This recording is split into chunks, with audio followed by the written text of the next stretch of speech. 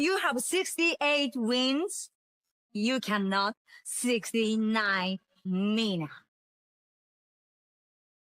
Hey everyone, it is the center of attention, Brittany Brooks, and you are watching Simply Reliable Studios.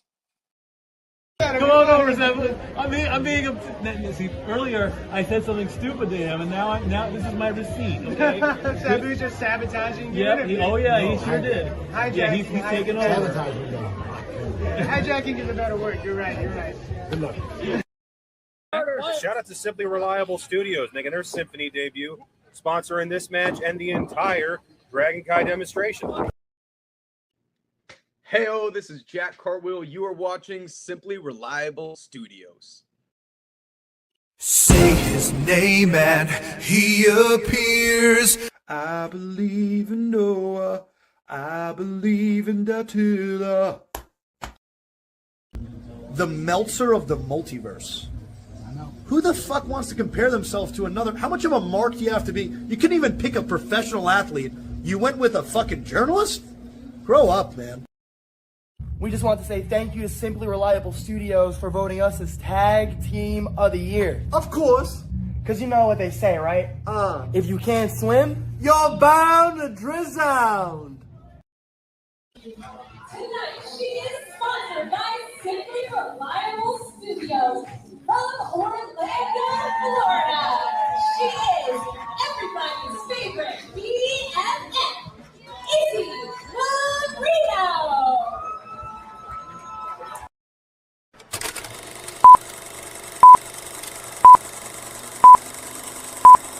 Get it? Got it.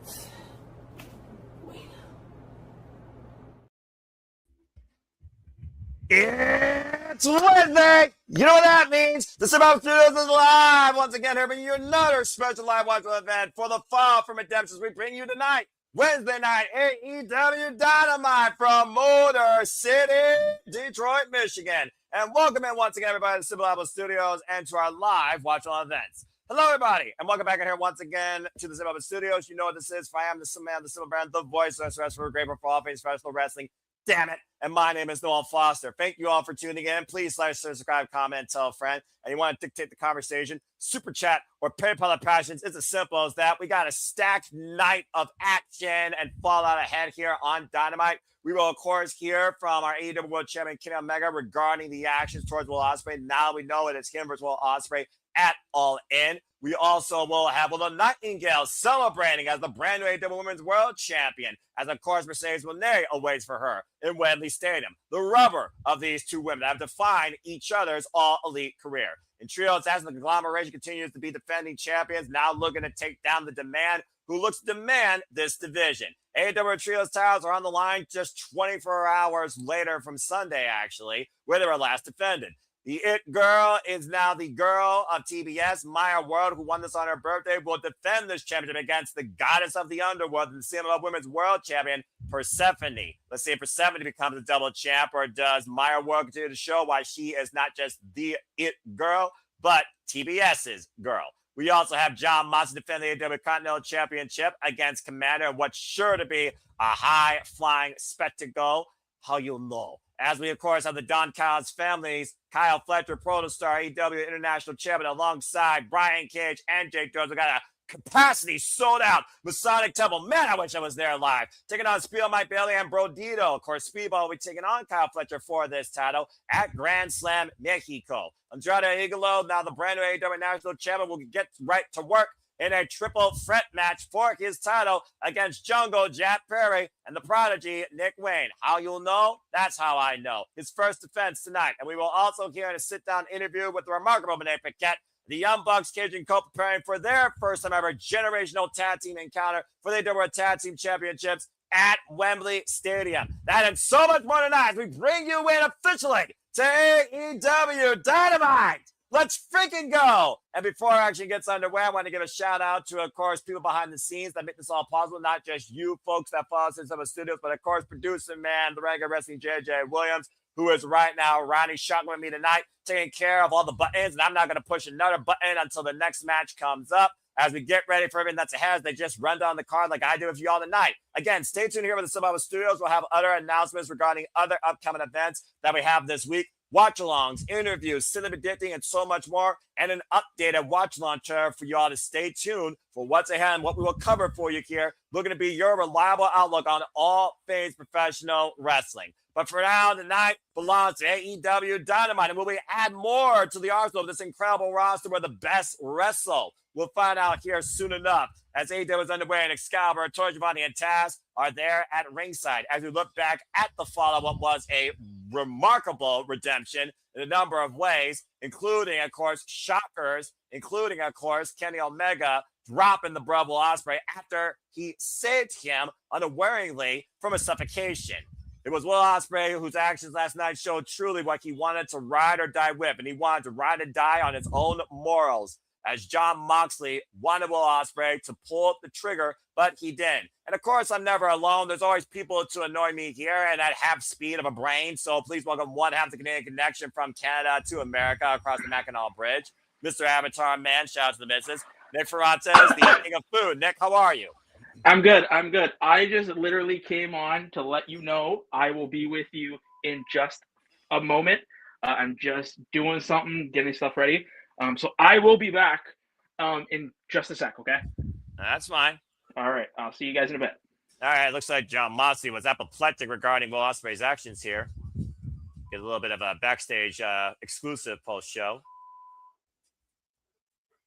Oof. And, of course, one Canadian sometimes isn't enough. Also joining the fray, she's yours, she's mine, she's our Canadian friend, Ash. And the primary reason we're doing the Fallout. Ash, really got you, boss. How are you this evening? I'm good. Thanks for asking. Good deals. Of course, we look back at the actions of Kenny Omega and Will Ospreay following the AEW World Championship main event, and clearly Jon Moxley was apoplectic. But still wanting Will Ospreay to get Kenny Omega before he gets in. But as I said, Ash, Kenny Omega was the first to pull the trigger with a one-winged angel in the middle of the ring. A proverbial "I told you so," I feel like, from Jon Moxley. Ospreay's so getting bagged at all, and he's so getting bagged. Well, I'm about to say, we saw the smile on Ospreay's face where he said, "Game on." And again, Jon Moxley screaming out, "This guy is not your friend."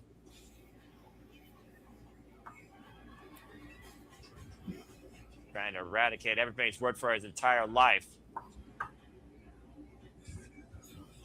Jon Moxley wanted him to see it. Bear in mind what's at stake.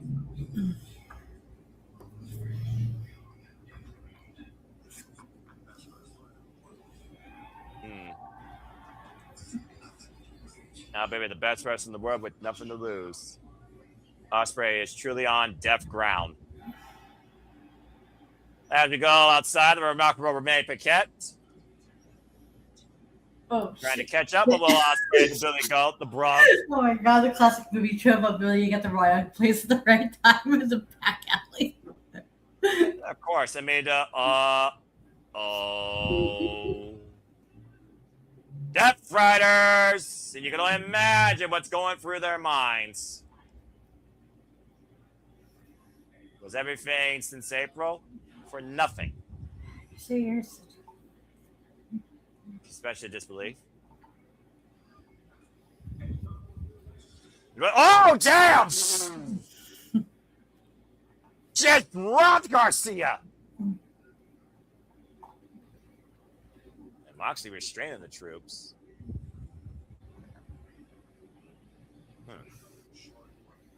Are you sure you want to do that?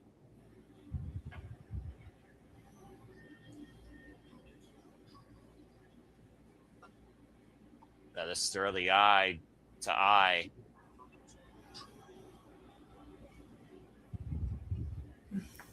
Ready to pull the trigger for me. Pushing that Death Rider emblem against Jon Moxley's chest, saying, proverbially, "I'm out." Is that so?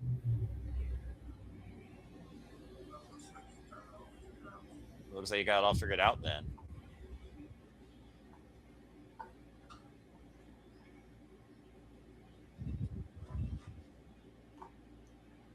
Moxley parting the ways of the Death Riders, clearing the way to Ospreay.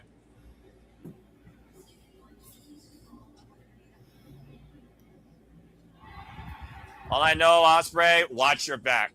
Oop. And Renee now falling up into Hangman!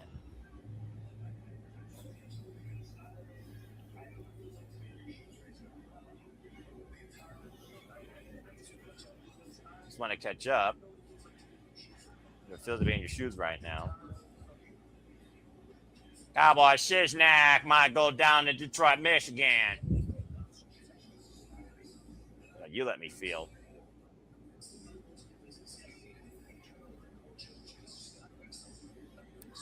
You know what you can't focus anymore. Well, yeah, you gave your word. But if you need anything, let me know, okay?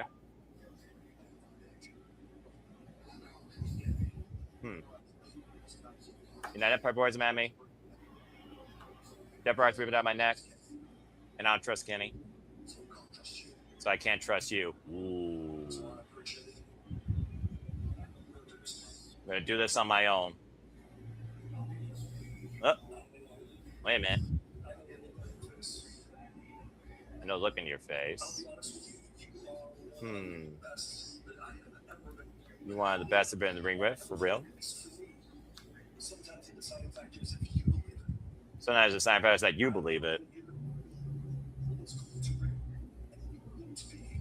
I know you're walking to Wembley, and you're going to be the best that you have ever been.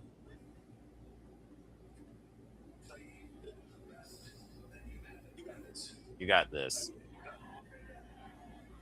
Seems like Ospreay's getting all the wisdom and encouragement and direction that he can, but at the end of the day, Ospreay is rolling solo with the whole world against him. It's going to be a long month for the Bruv to Wembley Stadium match, especially with after that segment. Bring an endorsement by him and Page, and maybe a sense of closure from the Death Riders, but also an ominous warning factor. Well, Ospreay, good luck controlling your fate. A little more over 30 days, Ash. We'll find out if this ascension has a happy ending. Let's go ahead and get inside the Masonic Temple and actually get into in-ring action, shall we? To kick things off with some triple threat action. Jungle Jack Prayer, of course, Ash, who recently re-signed on the dotted line to AEW Dynamite, previous holder of the AEW National title, second ever national champion, now finds himself once again with an opportunity to seize this championship for the second time against the newly crowned champion, Andrade El Idolo, and Nick Wayne, the Prodigy. And Matt Helms, good to see you, and it's good to see everybody, of course, in the chat that are tuning in. If you haven't already, like I said, subscribe. Tell people to do this at SR Studios 24. Use the hashtag AEW Dynamite, be part of the conversation. Subscribe to the Bad for Wrestling, Casting Studios, and Rage of Wrestling. It always feels like, Ash, after a pay-per-view, there's a soft reset. And sometimes the fallout truly doesn't come ahead just the Wednesday night Dynamite that follows the said pay-per-view. But so far, we're getting a lot of tension and a lot of unique setups, I think, of what's to come for the future. Yeah, let's forget like some like seeds continuously planted for the all-in main event, and on like who if Ospreay is going to be on by himself or if he's going to be like having like some backup with him. Yeah, of course, talking about resets, Aubrey Edwards drawing the assignment for this contest. We saw the real Latino man go full tranquilo in his new lifestyle, and now finally has gold for the first time in AEW. And of course, with his own mamacitas, that's only La Sombra can. How you know? I gotta say, Andrade looks pretty damn good with that title around his waist. Yeah, this is his first singles gold in AEW. And first single goes, of course, since losing the IWGP Global Heavyweight Championship to Shota Umino over in New Japan Pro Wrestling. But to your point, the first time we're seeing Andrade literally a champion here in AEW. Do not let the pretty boy Latino looks fool you when you haven't seen prior Latino look that suave since Eddie Guerrero, Odele. Andrade Idolo can go in that ring as a machine, and he took on all the rage and aggression from that giant, dangerous monster, Mark Davis. this past Sunday at Redemption. So why he might be smiling like a treasured cat as far as Mexico, there's no way I think Andrade's coming in here at 100%.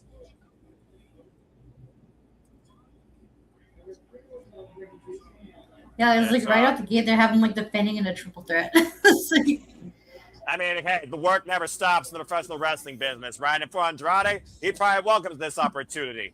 We saw in his exclusive how much he loves AEW. I love wrestling in that ring. Aubrey Everett's holding up the AEW National Wrestling Championship. For those that don't know, this title is defended and showcased across all AEW partners and promotional showcases, whether it's Mexico, Canada, Japan, CMLL, MLP, ROH, or AEW itself. So tonight we see on Dynamite again, capacity crowd on hand. I'm very jealous in my bi-state area at Masonic. Tampa, damn! What the hell? The champion is dropped like that by Jack Perry. Immediately going on Schoolboy Roll by Nick Wayne. Well, we're not wasting any time here. Gave it a kick out. Clearly, Jack Perry came out of game plan. You almost wonder, Ash, would it be better to Jack Perry and Nick Wayne's benefit to neutralize Andrade Iglo and focus amongst themselves? Of course, both these men are coming off that crazy ladder match. Big uppercut by Nick Wayne. So I don't think anyone's coming in at 100%. No, not at all. It's like, especially like how like the Jack Perry and Nick Wayne feud. It seems like they've been like it's been building up, especially on Collision. Because I think those two have wrestled each other a couple times on Collision, so we're gonna like start like building like kind of feud there. Nice 2-for-1 special by Andrade Iglo so far, demonstrating his strength and control in the field. Of course, triple threats, we all know how these goes. No counts, qualification. Inside Kratos, one pass to Nick Wayne. It's a Uno. Aubrey Edwards again to Nick Wayne, who still holds heavy kinesio tape across the shoulder blades. Back at the head and neck with the swinging bits. And Andrade, tranquilo, Ash, tranquilo. Whoa, baseball slide as Nick Wayne was on the outside, Cazador. Bulldog dropping the Prodigy face first on the outside. Andrade over the top of the plunger. Then on his feet. Yeah, about to say, perfect landing there. And Andrade scouting. Oh, hello. I mean, there's a reason certain fans get a front row seat, Ash. Mm-hmm. Worth the price of admission right there. How you know? It's getting to the point where some people are going to be like, I need that seat just because of that. It's kind of sad, like how we got to when it comes to Andrade matches. You got a subsection of the audience being like, when's he going to take his shirt off, and when's he's going to take his pants off? Or is he going to take a selfie with me because I'm on OF? Nonetheless, though, Nick Wayne just dropped Andrade with a sliced bread. Now, Jack Perry bringing the Prodigy back inside the ring. Nick Wayne, of course, former Ring of Honor World Television Champion. Wait a second, shoots the half, hook of the far leg. It's a 2 count here. And, of course, right now, everybody without a title, without a way forward to Wembley are trying to find some avenue to go all in. You know this roster is hungry and determined to get to Wembley Stadium. Everybody's going to take a chance here tonight. Right, especially with it being, like, arguably, like, the biggest pay-per-view for AEW this calendar year. And best, of course, come out all in. We know Mercedes Moné will go after Willow Nightingale for the AEW Women's World Championship. Kenny Omega will defend the AEW World Championship against Will Ospreay. And Adam Copeland and Christian Cage will defend the AEW World Tag Team Championships against, of course, the Young Bucks. We also have a men's casino gauntlet match for a guaranteed world title. Oh, wow, it's Nick's favorite. For the time for the Hurricane to come in. As right What'd now, you say? Friday, we have a men's casino gauntlet match official for AEW. Oh my for a guaranteed world title shot. Oh Hi, Nick. my. Tranquilo, brother. Tranquilo. No, We're just getting started. no, We're no. 15 minutes in. German suplex. I'm going to ignore Nick because we got in-ring action, and that matters more than his beef. Especially when his beef is raw. And I'm not talking about the WWE underwhelming product. And right now, Andrade in the driver's seat against Jungle Jack. Yeah, that's how you really feel, Noah. You know, I'm as real as it gets here, and I don't give a fuck what the internet thinks or anyone else thinks. I am just a want man to of say my I own. called this. Andrade right now, and what shot? Spanish fly by Nick Wayne. Ooh.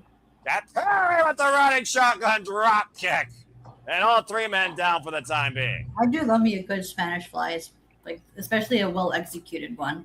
The national championship hands in the balance as AEW Dynamite continues, and Restaurant Clive Browse on Picture, or, of course, full commercial break if you're on Max. Fuck television. Don't go anywhere. Now Nick can go ahead and do his little JD rant if he wants. At least he's taller than him. Hi, Nick. Welcome back. Go ahead. Talk. I fucking called this. And I even said it. I said it to you. I said, watch. They're going to have a fucking casino gauntlet at fucking All In. He is killing this fucking gimmick. Oh, my God. Why? Like, oh, why? God. Why? Here's why. I mean, no. we have got Simon Miller showing up, actually. It's in Wembley Stadium. It's in London. What if Simon Miller shows up at the casino gauntlet? That'd be hilarious. Well, Simon Miller needs to come on our show, but that's besides the point. Besides the point. He's fucking dude. I called it. I said it to you. What was it? What was the last casino gauntlet? Was it Dynasty? It was Dynasty, correct? Yes. It was Dynasty, and you, Mr. Lead play-by-play, told me I was fucking crazy. That this is we're not. No, we're not. I fucking told you that stream. I'm like, we're gonna get. I didn't say you were crazy. I'm just saying that you're assuming too soon. Now it's made official. We've seen. To be fair, Nick, we have seen over the last calendar year more than one men's casino gauntlet match in AEW's calendar year at pay-per-views. Okay, but when you overdo it and overkill it, it's not gonna feel special anymore. It's 2 times now. It's the second one. It should just be one.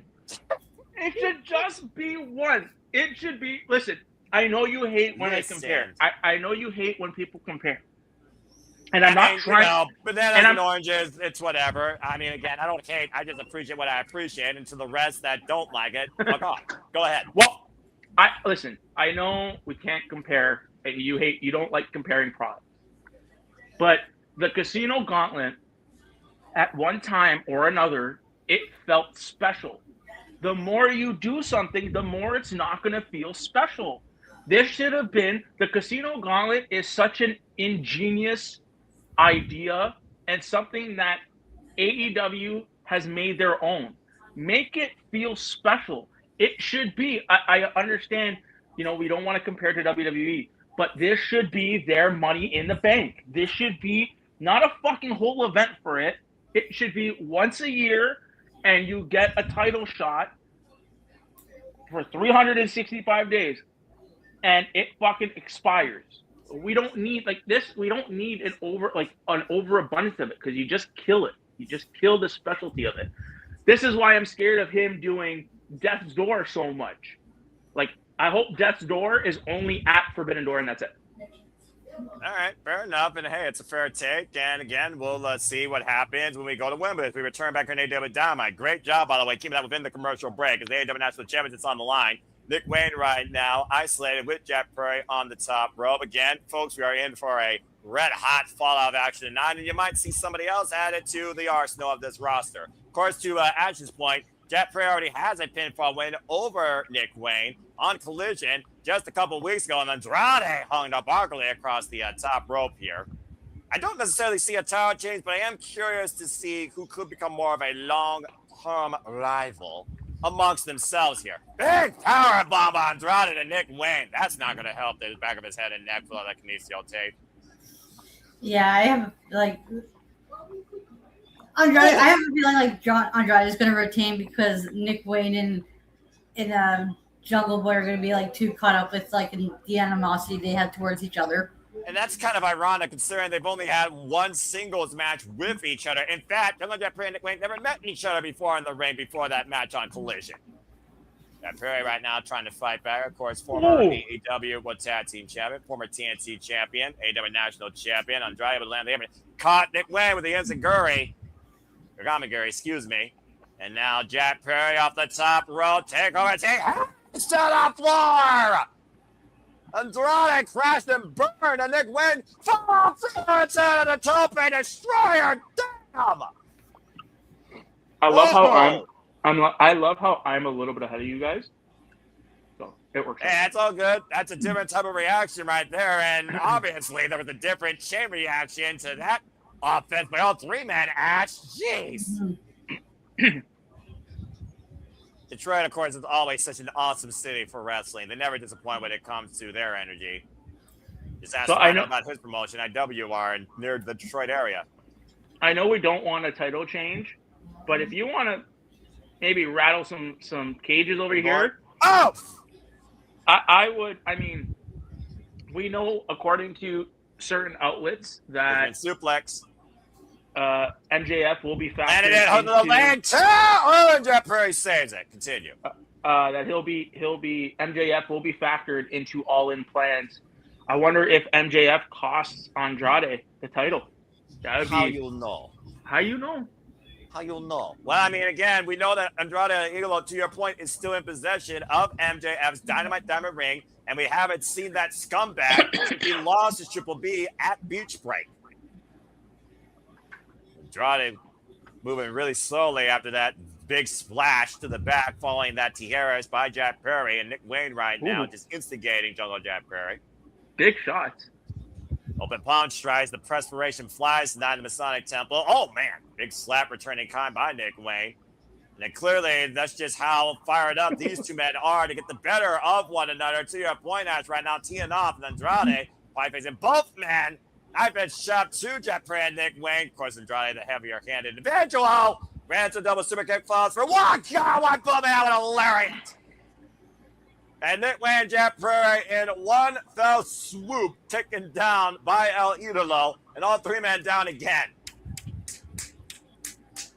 A red-hot start here tonight on Dynamite in this triple threat with the AEW National Championship hangs in the balance. Crowd chanting, how you'll know. That's how I know. Take a look at the replay here. Turn him inside out with the follow momentum off the top rope, or excuse me, off the ropes. Carlito also the heavier individual here, about a 40-pound weight difference when you look at the other two individuals, and of course far more inexperienced, especially compared to Nick Wayne. Falls up with the knees in the corner against Jack Perry, goes for the cover, back press with the far leg, and Aubrey gets a 2 count as he gets the shoulder up. Andrade, though, knows how close he is, Ash, to that retainment right there. You can see it in his face. I feel like Andrade sometimes like 2 steps ahead. Of course, I've seen Andrade how many times now in multi-person matches for titles, whether or not he was the champion. Right. Oh! Nick Wayne again. Of course, last time we did see him in triple threat, he did lose. Didn't even realize Nick Wayne was there. And now Nick Wayne looking to follow up, pop up to Jack Perry. Jack Perry catching Andrade into a DDT. Could have went so wrong. And a poison rana to Nick Wayne. Went so wrong right there for the Prodigy. He didn't get all of it, but it was effective. Yeah, I'm about to say, call whatever you want. That's the word I was waiting for. And so far, these topes being offended for Jack Perry. Wiping out Andrade, wiping out Nick Wayne, looking for the hat trick. Tope on Hilo, wiping out both men on the outside. And Jack Perry's not done. Standing moonsaults. Jack Perry on fire. It's a good match. Good quality match so far. So far, and the crowd is loving it. Yeah, nice way to open the show. Looking up Nick Wayne, big power bomb cover, 2, and no pressure on the shoulders by Jack Perry. So I don't know if you guys knew or see it on the bottom of the screen. That is a Wednesday that we should cover. It's going to be Rebel Heart Night. I already got my bracelet, and I was going to actually promote that later on. But yes, since AEW is promoting it, indeed, of course, promoting, of course, Rebel Tania, who is, of course, being a advocate champion and a survivor of ALS. Whoa! Looking to fund further research and awareness. Stay tuned, folks, for AEW Dynamite Rebel Heart this coming September. And we will be coming here at the Simple Studios one way or another because, damn it, I support Rebel. And we also will be going all out, of course, Saturday, September 26th from Chicago, Illinois. Surprised I say it hasn't burnt down yet. After we go all in next month. That and so much more ahead on our watch-on schedule for AEW. As he got the knees up, and Nick Wayne right now looking to show how much of a rebel he is right now, trying to stop Andrade's heart. Now Nick Wayne going up to the top rope. Andrade in the drop zone. Phoenix Splash connects, high angle. Sits in the cover, 2, we got new champion, Jack Perry with the save with the running knee strike. Did you see where he landed, though? Yeah, exactly. High on the bridge of Andrade's face and chest. Could have broken a nose there. Now Jack Perry looking to make a sacrifice on Andrade. Oh, that spinning back elbow. Perry got walked out. Now Nick Wayne will take advantage. Legs on the ropes. Nearly stole the title there. Andrade hooking up Nick Wayne. Double underhook. DM! Center of the ring. Andrade with the cover. Andrade retains the national championship. Woo! That was wild from the get-go and red hot all the way down to the stretch. Well done for Andrade Idolo. First successful defense of the AEW national title. So I don't know if you guys noticed. In that camera shot you're gonna see, do you see two people with some face paint on? Yeah, look into the crowd.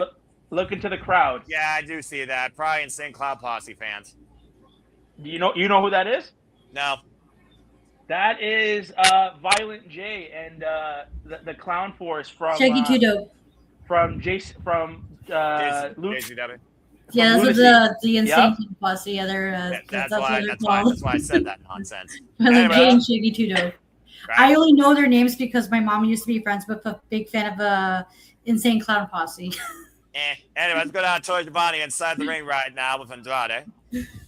I think Shark Boy's also there too somewhere. I saw Shark Boy's there. I saw that, yeah. So, I think Rhino's there.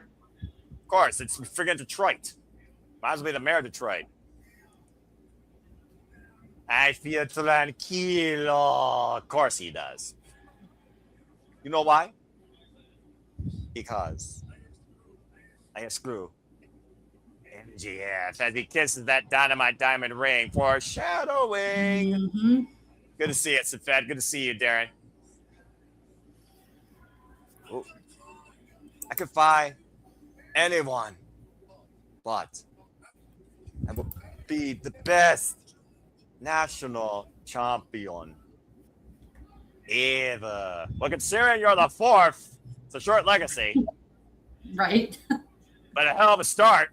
Yeah, no kidding, right? That's Ricochet defending that thing everywhere and anywhere. Like anywhere, everywhere against anyone, I should say.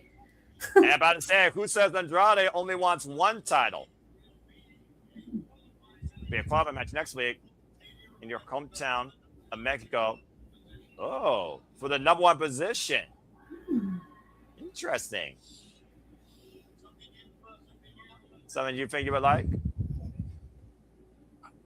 I have one question. Type it in the chat. Wait for it. Detroit obviously has an idea what it is.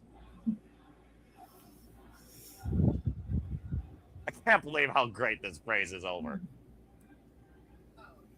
Yeah, no, it's crazy. Catchphrase getting like over in a wrestling company. Wow. Well, I mean, of a question like that, I mean, the way it's delivered, the person delivering it, again, how you'll know whether Andrade El Idolo wants more gold. There's a no more contenders match next week in Mexico when we'll be covering Diamond next week. Believe it or not, folks, we're already heading to August. Next week is Grand Slam Mexico, and Andrade will be in a number one spot match next week on Dynamite in his home turf. Again, folks, men's casino gauntlet match will guarantee somebody a world title shot at All in London, and Andrade is fighting next week for the number one spot. The sooner you're in, the better your chance. Speaking of going all in, let's go backstage to the Buds, Jamie Hammer and Alex Windsor with Renard Renee Paquette. They're all talking. I'm about to say, they made their intentions well known on close-up, and Mick Foley also pointed out that the Brawling Birds are undefeated. But so is Divine Dominion for that matter, so I'm just saying, this feels like this needs to happen. I'm just saying. Please give me the Brawling Birds. More Brawling Birds. More fighting, more drinking. Fuck it, why not? I'll join in. Where we see you. Pull up your knuckles, girls. It sounds like to me the Birds are just ready to fight anybody on any given Saturday as we go to a full commercial break. Fuck television. Like Well, the that being Brits said, say, come and have a go. Sorry, just like that. Like the Brits say, come and have a go if you think you're hot enough. Well, that being I'm hot said, enough. well, anyway. Not like that, Nick. Oh, sorry. I'm surrounded by Canadians that are idiots. That being said, I'm also surrounded by the fact that I have an unmatched passion, one of a kind for the wrestling business. How you'll know? This watch-along trailer will let you know. So we got a commercial break. We're going to show you what's ahead of the Simply Reliable Studios. Producer! And now for a taste of things to come.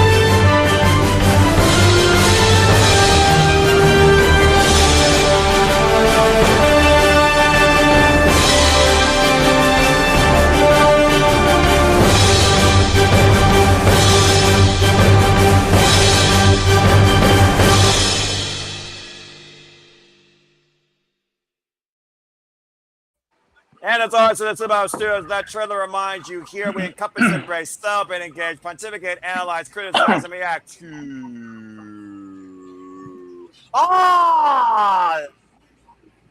the wrestling. And welcome back in here once again to the All Elite Lounge at the SRS. I am the Superman, the Superman, the voice of SRS, Noah Foster, with two crazy Canucks, Ash from, of course, Winnipeg, and Nick from an unknown territory. Hope that you all are enjoying our watch along here. Thank you so much. Please like, subscribe, comment, and tell a friend. And you want to dictate the conversation, super chat, pivot up passions. It's as simple as that. To what was said earlier, as we got a moment, I just want to go out again, encourage people, buy a bracelet, buy a shirt, support Rebel in this fight against ALS. You can learn more, of course, at IamALS.org and follow her on her social medias, as this will be a fundraising event benefiting the causes to fund research so we can be more ahead on this terminal disease and find a cure. People are optimistic to find one by 2030, but again, time is of a vapor. Tomorrow is never guaranteed. We love you, Rebel, and we wish you nothing but continued love and strength. And stay tuned for our coverage of Rebel Heart, AEW Dynamite,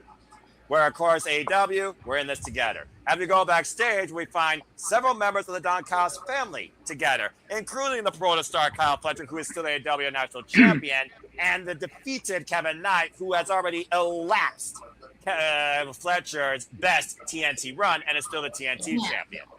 So if I may, the trailer was great. We have so much going on. There's some stuff on the trailer that I do want to give a shout out to. Even though we might not cover it. We got our great friends at Pro Wrestling Symphony. They got No Remorse coming up in August. Our lovely folks, lovely friends at Focus Pro, they got Get Rich or Die Trying coming up in August. There's a lot of August is like packed with some great shit. It really is. And of course, G1 Climax combination, 5-star Grand Prix combination, so much going on. Shout out to my friend Josh for giving us recommendations for people like me who have fallen behind on the G1.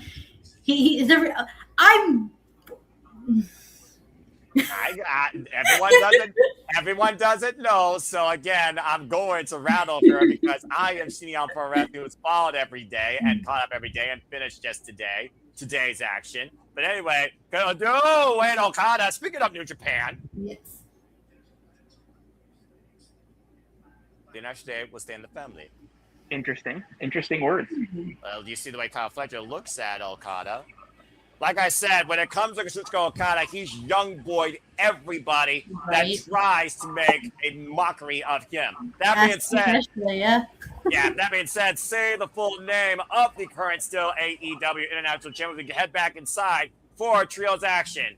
Kyle Fletcher, Jake Doyle, that's Doyle, by the way, and the Machine Brian Cage engage with Brodito, and of course, Kyle Fletcher's next opponent, Speedball Mike Bailey, where a rubber is to be set next week down in Mexico at Grand Slam at AEW Grand Slam Dynamite. And of course, Brody King and Bandito, after Bandito gave the Protostar a run for his money, Ash, unlike anything we've seen Kyle Fletcher deal with in his young career in the first time ever one-on-one encounter.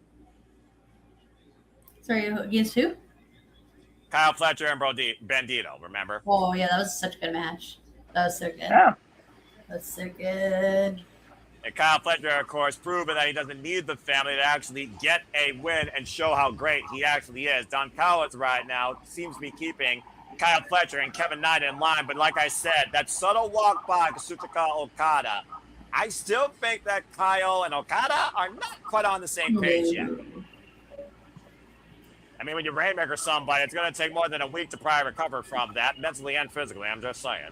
We're probably going to get a three-way at All In. Fletcher, Takeshita, Okada for that national title. If not beforehand or afterwards. And that being said, here comes Brodito, of course, former AEW Tag Team Champions, and Bandito, of course, still the Ring of Honor World Champion. Most likely will be defending that title, as you saw in the trailer, at Ring of Honor, for the Honor, that we will be covering here at the Super Reliable Studios. And, of course, Brody King still has aspirations of becoming a singles champion himself. Speaking of my Billy, by the way, with what people showed me for his media scrum reference points, might be the best, most humble guy I've ever seen take to media and not showcase any sort of toxicity whatsoever. He might literally be the modern day Ricky the Dragon Steamboat when it comes to his integrity. And of course, he won the chance in Montreal in front of his family, his home countrymen, his hometown, for the opportunity for the AEW National Championship next week against the Protostar Kyle Fletcher, what will be their third singles encounter. I was listening to a podcast and they described Speedball Mike Bailey as the inverse of "and the bell rings." That's a fair point. Because, yeah, Speedball's he's getting there, but he's not quite there. Yeah, quite there when it comes to promo ability. Well, at least he's trying. And again, we're really seeing a lot of Speedball's personality come out more and more. He has to deal with the Don Callis family. As it looks like we might get a tease of what's to come next week. As Speedball Mike Bailey and Kyle Fletcher are starting off inside the ring. But again, will Kyle actually give us that? Probably not. There's a reason he's got two monsters tagging alongside him. And clearly this is the plan by Don Callis to weaken Kyle Fletcher's opponents. Mm-hmm. And going to your point you made earlier, it's better to try and fail than not try at all. Exactly, and that's been the MO of Speedball Mike Bailey's career ever since starting wrestling in Montreal. When wrestling was so small then, you wasn't sure if you could go beyond that. Right on the side headlock by Big Bad Brody King to Kyle Fletcher. Kyle Fletcher testing himself here against Big Bad Brody. I'm not sure how wise this is. And I'm about to say, Kyle Fletcher can ill afford any sort of injury or any sort of vulnerability ahead next week in Mexico. And right now, Kyle driving Brody into the family's corner. And Brody came with a big elbow strike right now. And Brian, I want to see these three men just go at a big, meaty triple threat right now. That's what I want. And Brody just hoisted up by Brian Cage and Dave Doyle. Good grief. About to say, the compulsive emotions that are ready to combust within the Don Callis family. So many different elements between Kevin Knight, Kyle Fletcher, Kazuchika Okada. It does make me wonder, though, how well the other oddities are keeping those emotions in line. And is that by design by Don Callis, tag made? Mm-hmm. Speedball Mike Bailey dropping down on the arm. For those that don't know, again, Speedball Mike Bailey and Kyle Fletcher have faced each other on two other singles occasions. One time it was actually for the AEW International Championship, or excuse me, double stomp to the arm TNT title. And of course, the other time was during the Continental Classic. They are currently 1-1 against each other. Irish whip right now. Bandito picking up where he left off on Sunday, and the train has left the station here. And Brody King bringing like a boost forward that forearm against the AEW International Champion. That was an interesting move. Oh, God. That was just like a human car crash is what that was in Detroit. That's nothing new. Motor City. Well, there's a reason why the Speedway, you have to have the speed. Otherwise, you will find yourself probably getting an injury. Speedball and Brody King and Bandito right now regrouping here. And what is Speedball and Bandito doing on the outside?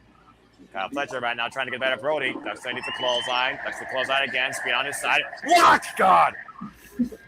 Got him that time. Inside out. Upside down. Good grief. Just a straight hammer honk of a right hand. And Don Callis on commentary, of course. Again, F. Don Callis. Bandito, Latino heat, split leg front. Kyle Fletcher able to roll inside. Gets to the midsection, though. And Kyle Fletcher right now looking to hoist up Bandito for the brain buster. There's a strength right now in play here by the most wanted deadlifting. The international champion and a stalling vertical drop. That is incredible how Bandito is able to do that. The strength of Bandito is ridiculous. It took the word out of my mouth. Not the agility, it's the strength. I'm not sure what the greater attribute is when it comes to what maybe we have deemed the best luchador right now. There's a reason why Bandito's ROH champion, although you wouldn't realize it based on how he's booked on AEW programming. Well, again, we talk about his track record on Sunday. Brian Cage, though, catching Bandito, and oh, man! Power bomb into the ring post. As this trios match turmoil continues forward in AEW Dynamite. Stay tuned, folks. Restaurant Clap Rouse on picture, a full commercial HBO Max. Fuck television. This is also one of those things right now that you look at Speedball Mike Bailey and the run of his career. And so far in AEW, he hasn't done anything as a singles champion yet. He even said at one point, I can't prove I am one of the best here until I have the gold to prove it. And this is a huge opportunity for him and Kyle Fletcher next week at Grand Slam. Yeah. I hope somebody screws Mike Bailey out of it because I really could see if we're not getting the main event as a triple threat, right? Or if people are not, if people are not added to the main event, then for the international title, it should be, for the TNT title, it should be Mike Bailey versus Kevin Knight versus Darby. But it's also, I get what you mean, but again, do we need everything to be a triple threat, Nick? You seriously? No. Much like Zach, I just want to point out real quick, as I acknowledge a great friend of Subo Studios, Zach in the chat. Good to see you, bro. Talking about triple threats and TLCs. You all still trying to book that triple threat TLC with the Young Bucks and ENC, but he has a different team in mind. And we'll talk more about that later if we add to the arsenal of this roster, Zach. Thank you so much for your patience. Continue, Ash. I was about to say, not every match needs to be like a three-way, but it's a way to get everyone on the card. But you don't necessarily need to put everyone on the card every time, let alone have a whole card full of triple threats. If you're going to sell scores, they should be sold in the simplest but pure fashion possible. Singles, unless the title dictates it or story truly needs it. Keyword truly, not just because they've been an element. I mean, like, it's one thing for the national title to be a three-way because they've been, like, building it as a three-way since, like, the beginning of the year? That one makes sense. Whereas the TNT title, that doesn't really necessarily need to be like a three-way. They could have like Darby, Well, Darby says he's not done with Kevin Knight. I just want to put that out there. He's far from done with the Jets. Exactly. I was about to say they could like Darby, and they could finish up Darby versus Kevin Knight before we move on to like the possible Kevin Knight versus Speedball, because those two like. They split up and they have like. Well, I think at All In it will be. If what we're seeing right now plays out, I think we're seeing Darby versus Kevin, and I think that's going to be. It has to be some sort of stipulation. Yeah, because he said, "How far are you willing to go?" And we know how far Darby's willing to go. He'll literally put himself on fire to get what he needs done, or sacrifice himself. So I think that'll be like a coffin match. I can see it being a coffin match. Yeah, because have we seen a coffin match at all this year on the AEW side of things? The last coffin match we saw was was last year. Tornado DDT. Was last year at All Out. And that Yes, was you would against- know. And that was Darby versus John Moxley and Darby out and Okay, freaking power bombed him from the freaking ring to the damn coffin on the floor. And still, Darby Allin got out and tried to light John Moxley on fire. Crazy son of a bitch. Now, Bandito right now deal with the Machine Brian Cage. Rolls through, tag made out to Big Bad Brody King. Knife edge chop, and the meat division has arrived in Detroit. It's like chopping a brick wall here right now. Which one has the stronger foundation? Seriously, this is just a big meaty triple threat waiting to happen. Oh, jeez. Jump to the side of head and neck. Big elbow clock in the machine. Who better? And the meat chance raining out here. Detroit doing AEW proud, as always. Hard Irish whip in the corner, and right now the machine and Doyle stacked and crushed and seated by Big Bad Brody. Uh-oh. That fake Brody came up and looking to go bowling and hits a strike with the cannonball in the corner. And the cover on Brian Cage win the match. Brian Cage kick out at 2. Brian Cage, of course, battle-tested, former, of course, TNA World Champion. Oh! See? Jumping knee, right on the jaw with the rolling elbow. Got caught at Dinskins by Brody. Tag made a speedball Mike Bailey.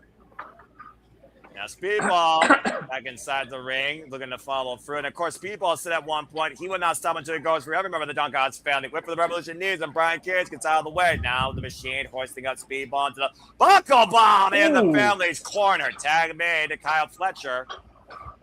Right now, the family might just feast on Speedball Mike Bailey. Combination of offense into the German suplex. Damn! Man, they're really doing a good job of softening up Speedball for Fletcher next week, aren't they? Power drive knee by the champion. Cover on Speedball by Bailey, and everybody there for the save. Which is good because I don't see Mike Bailey winning it. I can see Bailey winning. Winning the title, a title, regardless of which one it is. I can see him winning it at if Wrestle Dream is in Toronto. Rising Strike against Kyle Fletcher. Might be for that last right powerbomb. Hold that thought. Now cover through my belly. The champion too. Almost got him there. Now Kyle Fletcher reverse roll up. Both these members out of position. Whip for the PK. Press kick. Whoa. Combination offense there. Kyle Fletcher hoisting out Speedball. Oh, Hurricane able to escape. Went for the PK follow through and standing Revolution knee drops. Damn. Jesus. We can exchange here by these two. Not letting up an inch. Whip for the roundhouse. Hoisted up. Long target in the corner. Grand Slam Mexico is going to be really good. We're going to be right now. Adventure. What? But dropped him and couldn't capitalize. Nope. Honey, you want to go to Mexico? All right. Me and the wife are going to Mexico next week. We'll see you guys there. Hopefully you come back safe. Yeah, but we're going to go watch wrestling now. I Okay, guess you that's about as safe as you can get. Both men right now need to make a tag here. Get safety in their corner. Tag made to Jay Doyle. Tag made to Bandito. I still cannot get used to that name. Rolling in the elbow strikes right now against this behemoth. And Bandito fired up here and gets to the midsection by Big Bad Doyle. And off the ropes, picking up momentum. And Bandito with the overhead military press. Are you kidding me? The stripe. Every time I see it, I still can't believe it by this man. Seriously. Like it was nothing. To the top, Latino. Split leg frog smash. What? Roll through. About to say the body displacement on that power slam by Jake Doyle. Driving through Bandito like a runaway freight train. Rolling elbow connects. And Brian Cage hoisting up. Whoa. Almost lost the footing there. Got Brody King up, though. Looking to set up for the ride. F5. Now Speedball, ducks underneath the discus. Wait for the rolling kick. Wait for the rolling kick again. Oh, calm the third time on the temple. Super kick by Kyle Fletcher. It's all breaking down now. Whoop, So I'm going to call it. Bring out the top round moonsaults. I'm going to call it now for the end of the year. Most underrated wrestlers. Gotta be either like Bandito's got to be in that category, and fucking Speedball. Yeah, kick in the midsection. Speedball, yeah, Speedball's a good shout, yeah. Yeah, absolutely. Wait a minute, Hergermont take over. Jay Doyle, got 2 count. Bandito nearly got the match there. I believe Doyle and Bandito are still the 2 legal men if we've been keeping track. Oh, super kick. Referee McNaugh's just letting all hell break loose here in Detroit. And we're not even in Hell, Michigan. Yes, that's a real place. Right now, the dealer might be looking to show his hand off the ropes. 20. Oh, my gosh! Jets ran into a freaking elbow from Doyle. Now, Bandito right now. Whoa. We got some storms going on in Detroit. What the hell happened to my LED board? Everyone else saw that, right? Yeah, I think we're getting a return here for this match. Yeah, right now, Speedball looking to make forward with ultimate weapon on Jay Doyle. Didn't see that shot coming, and now Speedball, straight jacket, suplex, hold, bridge, legs, clutch. Speedball with the win! What a win with the clutch, jacket, cradle! No, and Kyle Fletcher can't believe it. Right? The expression on his face. It wasn't pinned this time, but Kyle's got to realize the danger Speedball Mike Bailey imposes. If he traps him in that pinning maneuver, we will have a brand new AEW National Champion next week at Grand Slam, Mexico. That stare down right there says it all, Ash. Mm-hmm. The Mets swinging like a pendulum for both Speedball Mike Bailey and Kyle Fletcher in this match alone in what will be their 3rd singles encounter. Someone's going to have a lot to celebrate, and someone's going to have nothing to celebrate after next week, Wednesday. Again, still so much more to come tonight. We celebrate with a nightingale. We will hear from Kenny Omega. The AEW Continental Championship is on the line. And the fun continues forward here. But coming up next, Maya World takes center stage against Persephone. TBS style on the line when we return to AEW Dynamite. Congratulations again to Brodito and Speedball Mike Bailey. Damn good match. They got a full commercial break for television. Woo! Red hot start so far, and we're just under the hour mark, folks, and what's to come still. Dadgum. Loving this so far. Good stuff. Yeah, nothing for the first hour. I'm about to say, far better Fallout kickoff from this pay-per-view than Forbidden Door. I will say that. Mm. At least that's the second week, of course, where things picked up. Yeah, at least for the main event side of things, and right? Also like some like, and for the international, at least we got like. It's really a showcase right now is what it is of everybody you could see go all in and what titles could be on the line and what opportunities could be presented. Of course, we got Grand Slam Mexico, and we already know 2 opportunities that are ahead. Speedball Mike Bailey and Kyle Fletcher have a national championship, and Andrade the Eagle will fight somebody for the #1 spot in the Casino Gauntlet match. Well, we got a moment to breathe here. Of course, we've already seen the Billy Goat pretty much know that right now he is rolling solo. Everybody, friend and rival, is pissed off at him right now. Ooh, sorry. You all right, bro? Yeah, I'm good. I just wanted to let you guys know there is a picture circulating with ICP and Tony Khan all on stage. So this was probably like before the show. Oh, obviously, of course. Dude, that's celebrates legacy.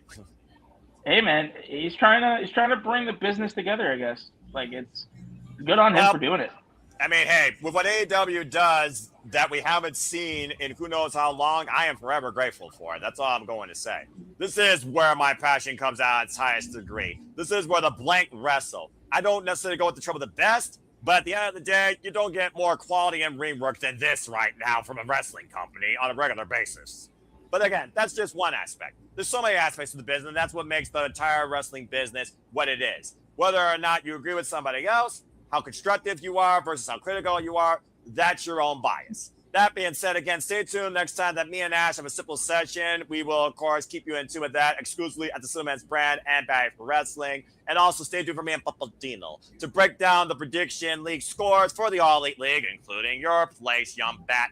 Tomorrow night, tentative time, 6:30 p.m. Eastern Standard Time. Just League breakdown, of course. And the Papadino Network will be also part of the live streaming festivities. Stay tuned.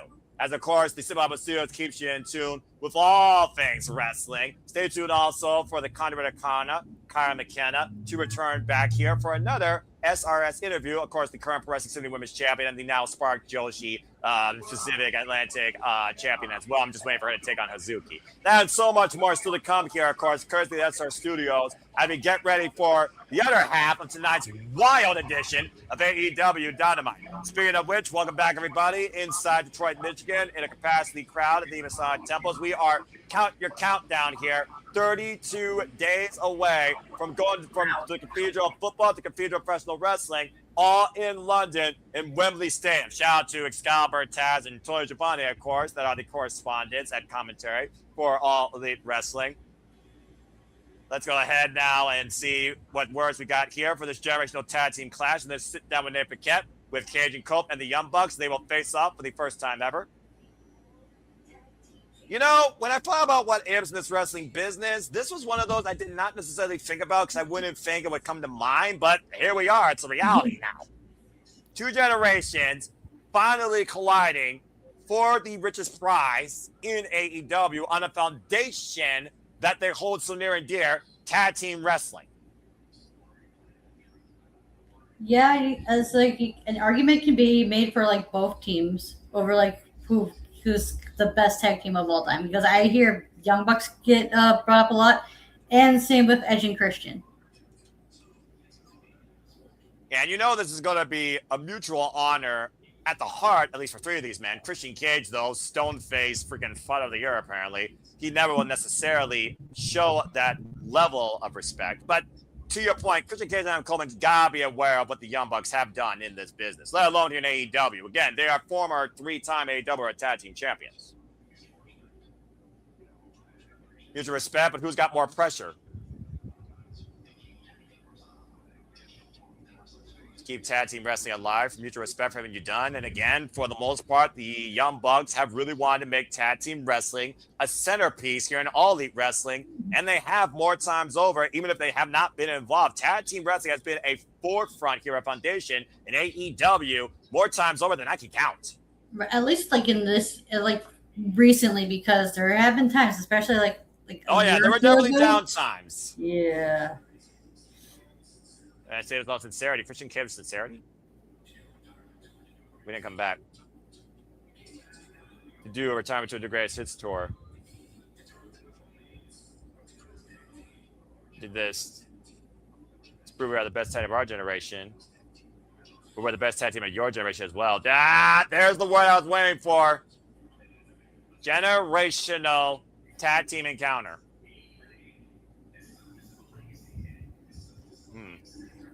About legacy. Gee, where have I heard that before? This guy's on your second career now. It's 2 careers for you. I mean, that's fair. Well, Christian Cage, probably 3. He was part of TNA, to be fair. Yeah. And, of course, the Young Bucks win that. They become the most decorated tag team in AEW. That's right. They would be the first and only ever 4-time AEW tag team champion. It's kind of easy to make yourself a 4-time tag champ when you're EVPs. Yeah, but nonetheless, that's still an accomplishment. I'm just saying. Am I wrong for that? No, you're definitely not wrong. But at the end of the day, I look at both sides of the corporate coin. I'm just calling a spade here because we all crapped on Jeff Jarrett for doing that. I'm just giving that same energy to the Young Bucks. Well, it sounds like you're already giving them the win. Listen, I enjoyed the Young Bucks. Okay, they are fun to watch. I will give them that. I have yet to see a bad Young Bucks match. Okay, as much shit as I do give them for like having like multiple title reigns. That's credit to you as a fan admitting that. This is like when I watch a Young Bucks match, I know what I'm getting into. Right. And that's fine. Like I am expecting like some high octane car crash wrestling. Like it's I watch their matches the same way I watch like the Fast and the Furious movies. They're fun, turn your brain off action. Good quality entertainment. Not all the way through. Sometimes it's just slow like that as well. And both these teams, Young, of course, talking about legacy, and of course, Adam Coleman and Christian Cage talking about the last time they were together as tag team champions. They didn't come back here just to be part of someone else's legacy. Not downplaying anything the Young Bucks done or how great they are. Wow. Christian Cage saying that he has to beat them. Ray Paquette now interjecting. If Motor City Machine Guns are debuting tonight, you have to debut them after this segment. Yeah, asking right now. Because where else was they debut? Well, again, you all keep holding out for that arsenal to fire off. I'm just listening here what right now Renee's asking Cage and Cole. Right. If it happens, it happens. If not, then move on. Exactly.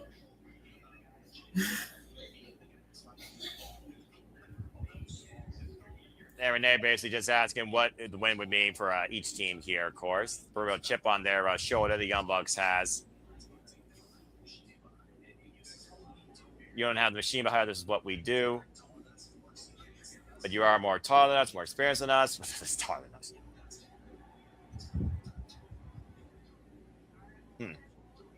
Adam Coleman just saying I look forward to it. And again, the Young Bucks, they've been doing this nothing but tag team wrestling the entirety of their careers, despite the accomplishments of Adam Coleman and Christian Cage as a duo. Again, first time ever, generational tag team matchup, all in London. It goes down for the AEW Tag Team Championships. Cage and Cope versus Magnet Jackson, the Young Bucks. And I am looking very forward to seeing the fallout of that opportunity to see who's on the losing side. Speaking of opportunity, the guys of the Underworld is taking a huge opportunity tonight in Motor City. Current CML Women's World Champion Persephone has become the new face of TBS and maybe start her own portfolio. And of course, Persephone's been on quite a hot win streak, as usual, ever since the fall of that Survival of the Fittest match, costing Chris Statlander the chance for the TBS Championship. Do you think we see Chris Statlander get involved and cost Persephone the TBS title? I think it's a very high possibility that Stat will touch down AEW once again, because Stat doesn't forget that's where she's at, fuck the haters. And of course, Chris Statler has been on excursion all over the world, currently fighting in France and England, and is no doubt looking to tear the head off this individual that cost her a chance at becoming, once again, the TBS champion. But speaking of chances, the chances that this young woman has taken only 3 years in her career, on her birthday nonetheless, being a former Double Women's World Champion, Maya World, the it girl. This is truly Maya's world, and we're just living in it. And of course, for those that don't know, because you're going to watch the pay-per-view, but for those that tuned into our coverage, Maya World did the unthinkable, it seemed. Beating Hikaru Shida with that far-away bridging pin, season the TBS championship. I still can't believe it. Right? That's a very pleasant surprise. You think about the Hikaru Shida, took her so lightly, had 3 or 4 different opportunities to simply pin her, and she did. All it took, like I said, hubris before the downfall, and Maya World capitalized and became the latest holder of the TBS title. So anything can happen with this championship, so I'm not really Persephone on this at all. Celebrating her birthday no less on Sunday. I can only imagine how she celebrated after the fact. Aubrey Everest drawing the decision for this contest. Bell rings. We are officially underway. Only 3 years involved in this game out of the Texas area. Less than 25 years old. Con double tie up here right now between both these women. Persephone, pound for pound, one of the strongest individuals. Now duly contracted, of course, to CML and AEW. And also quite a rising star in her own right. We've seen her hang with a plethora of people, including previously challenging for the TBS title against Willow Nightingale earlier this year. Now the pressure on Maya World now being a champion here in AEW means that the work has only begun here. Of course, you maximize your minutes on television. 20-minute time limit for this match. If it goes to the draw, champion will retain. Tail of the tape, you can clearly see Persephone has the strength and height advantage. Irish whip off the ropes. Good agility being shown there in the drop down. Cartwheel escape by Maya World. Both these women got their own attitude here, looking to show off who really has it. Nice Mitch's escape by the champion. Woo, Persephone, though, answering in kind. And you think about also the run of these two women so far. Oh, nice bridging cover there. It's a 2 count. Persephone, Maya World, both previous challengers to Athena's Ring of Honor Women's World Championship. Both, of course, now been involved. Nice bridge spin there by Persephone in pursuit of the TBS Championship. One finally obtaining it. Persephone finally obtaining her first piece of singles gold, the CMLL Women's World Championship. There's a lot of similarities you could draw with these two, honestly. Right? Both young up-and-comers trying to prove a name for themselves. Arm drag takeover. Oh, man. Big rolling kick across the bridge of the nose to Persephone, and Maya World getting the better of the challenger here in the early going. And Maya World, 24 years of age, just put that in perspective, easy for me to say. Persephone, also 24 years of age. Stay tuned, by the way. There's a special live collision tomorrow night, 8 p.m. Eastern Standard Time, for those that continue following AEW content on a weekly basis. So if you want to watch Collision, don't watch it on Saturday. You have to watch tomorrow Thursday unless you DVR it. Persephone going to the outside of the ring, and so far, Maya World outsmarting and outpacing her opponent. Whip for the PK. Persephone catch the boot. Cartwheel escape. Lands on the floor. Big elbow clocking the gods of the underworld. Went for the high kick again. Persephone scouting it, though. Hoisted up. Electric chair position. Uh-oh. This is not going to end well, I think. Oh, face first on the apron. Persephone does outweigh Maya World, also on experience, involved 9 years in this game. Standing at, of course, 5'4". As this TBS title match continues, the rest of our quiet browse on picture, fuck television. It's also one of those things, though, that I can see Chris Statlander, maybe she would want the TBS title back as well. And Maya World now, she has to, I think, really test herself against a very formidable roster of former TBS title holders. I'm just saying. Yeah, and a lot of the women in the TBS are very, very strong women. Like, they have, like, a good power game. It's incredible how much power is here in the AEW women's division. I'm just saying. Right? Persephone also coming off, of course, wins against the likes of Angelica Riz and Gara Negra. And, of course, his dual contract. She just recently went down to CMLL and was involved in a best free falls match with her tag partner, Olympia, defeating, of course, Kira and Gara Negra in about 7 minutes. And the deepest we've seen Persephone go, of course, was against Athena for the Ring of Honor Women's World title last year at Final Battle, but it's also outlasted the likes of Julia Hart and Billy Starks, including successfully retaining that title against Billy Starks. I'm still waiting for Billy Starks, by the way, to upset or literally clock her so-called minion overlord. I'm about to say, when you're going to grow a spine? Seriously. Well, that's something that is going to be played out, hopefully, on Ring of Honor television. Something! Well, again, highly unlikely in all likelihood. And when are they finally going to pull the trigger? Because... Well, she needs to pull the damn trigger herself, all right? Damn it. I know, but you do it at Death Before Dishonor? Like, at this point, you have to do it. Like, you can't... I say Final Battle. Final Battle needs to be the stage that we see the finale of Athena's run. I just don't know against who. The third time the charm for Billy Starks. Maya World gets it done. Maya World did call Athena, by the way, for the TBS title. Just saying. Ooh. It has to. I've said it repeatedly. You guys, if you watch back, you know I've always said it. Ring of Honor needs to be. Not everybody needs to have a developmental system, but I think for a company like AEW and like WWE, you need a developmental system. The Ring of Honor should be that. They should be putting the championships on guys and girls who you see a future in. I think Athena has run her course. She's been great. Bandito has been great, but I think it's time we crown some new champions and take Ring of Honor to the next level. We might get a new champion here tonight. Of course, we're back in AEW Dynamite. TBS title hanging in the balance. Persephone versus Maya World. Persephone, by the way, has already defended the CMLL Women's World title successfully on Ring of Honor and AEW and CMLL against Billy Starks, Lacey Lane, and you might be surprised by this name, Tessa Blanchard. And right now, single leg crab being applied here by Persephone on the Maya World.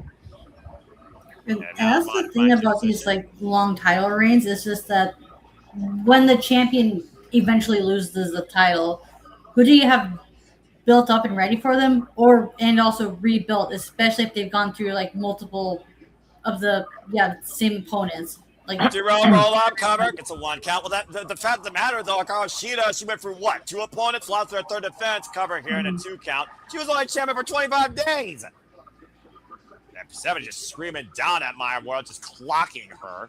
So, again, quantity and quality go hand in hand. Nice victory roll again by Maya World. And, double stop. Geez, great tenacity being shown here by Maya World. Knocking the win out of Persephone, quite literally. And Maya on the move again. Shining Wizard!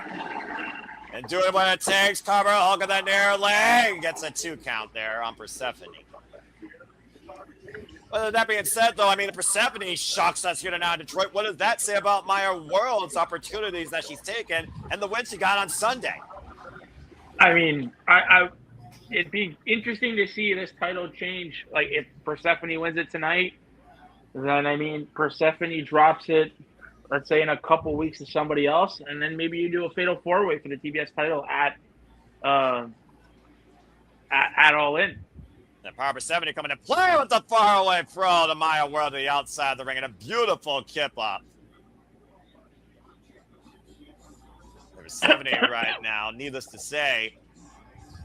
Just very talented individual. Granted, Tope Suicida folding Maya World up like an accordion. Good grief.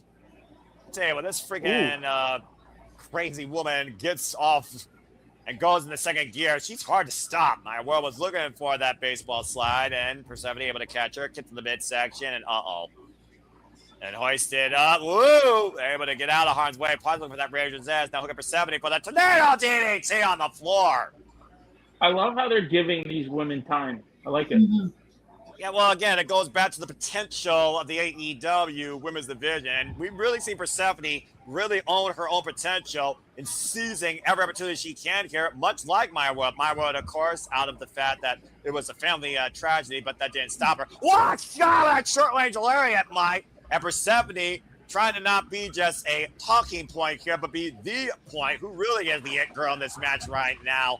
When it comes to these two badasses in their own right with a bad attitude of owning who they are. If you look at the replays here. Yeah, Maya's doing the best at Maya's doing a good job of like making the best out of the opportunities that are given to her. And Persephone for that matter.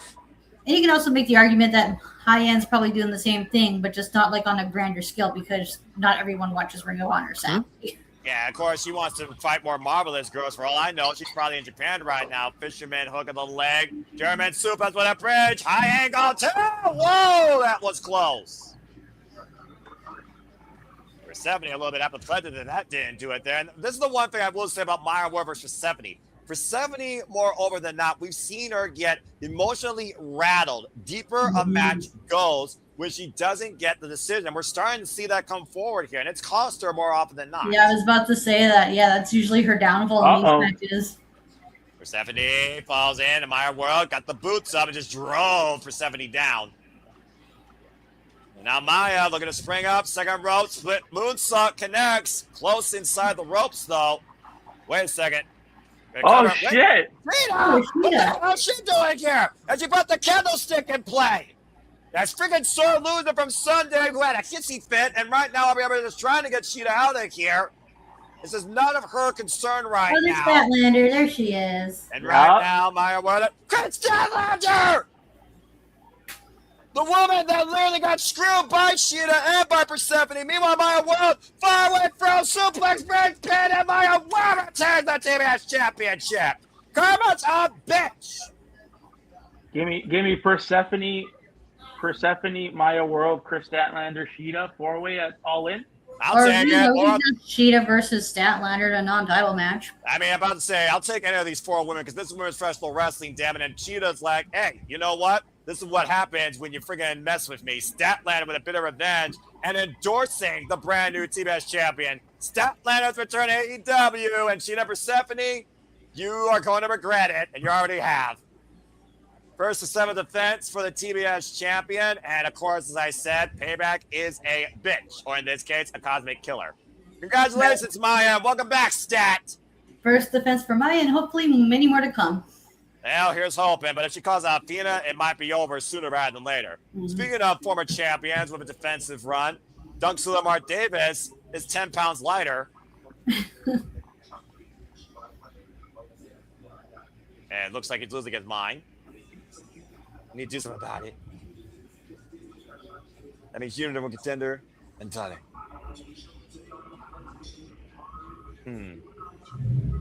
Yeah, but your video of me, it's very happy asterisks.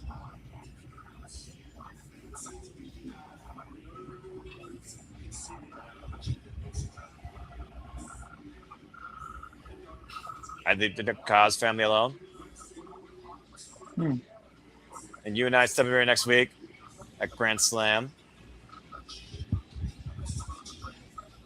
I think we're broken. And it sounds like Mark Davis is hell bent on getting back his AEW National Championship based on what we just heard. Well, big challenge for Will Ospreay, as we heard, because it also looks like that Mark Davis wants to destroy Will Ospreay. He wants to get some sort of form of revenge, says leave the Doncast family behind, because again, that's the only way that I might be able to get this match against you. We talked about Will Ospreay having a rough road to All In. Mark Davis just challenged Will Ospreay one-on-one next week at Grand Slam Mexico. Well, I don't think that's a good idea for Ospreay to take that match. But we all know that he probably is going to. And the Death Riders are probably going to be like on watch as well. Well, how deep are the Death Riders going to watch Will Ospreay now, who truly has gone all in by himself? Have we go down to the ring with Renee Paquette? Are you ready to celebrate with a smile? As we welcome in the brand new AEW Women's World Champion, Willow Nightingale. It's a feel-good segment. No, she doesn't have her backpack. Oh, come on. You got to showcase the title in all its glory, Ash, tonight. Come on now. She's not She can at least wear the backpack on her back with the title. Yeah, we want that title brought forward here. All the smile, all the fireworks. Willow Nightingale, this is her night, her moment, long overdue, absolutely earned and deserved. And of course, we saw in Montreal, she was able to tear the legs out from underneath the Toxic Spider to win for the first time ever, in her fourth chance ever, the AEW Women's World Championship, and punch her ticket forward to Wembley Stadium where the CEO awaits in the third singles encounter AEW. Let's celebrate tonight. I love it. Again, and anytime you see Will Nightingale, you can't help but smile. Again, she's the baby face of the Cinema Studios for a reason.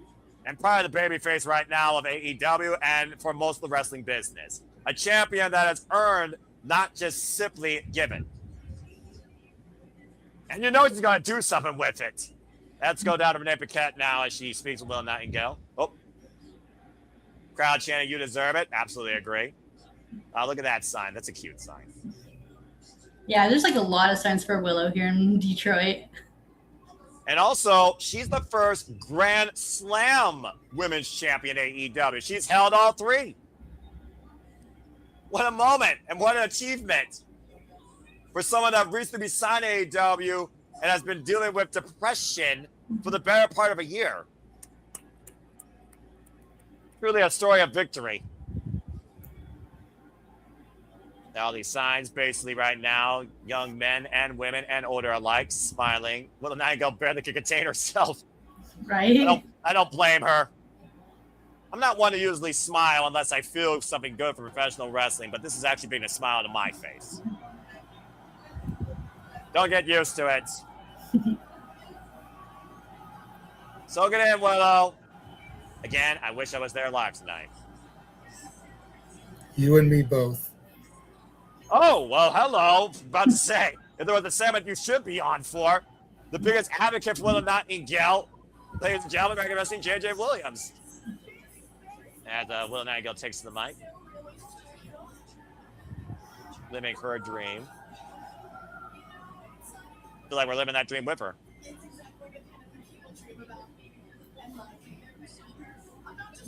Very grateful, of course. Been doubters. Well, duh. And again, you're a bubbly, unorthodox powerhouse that always smiles. That's something rare to see achieve in this business. That's one of a kind. Whether it be over enthusiastic, or quirky, or chuppy, or weird. Anyone would look at me and just wouldn't get it or see it.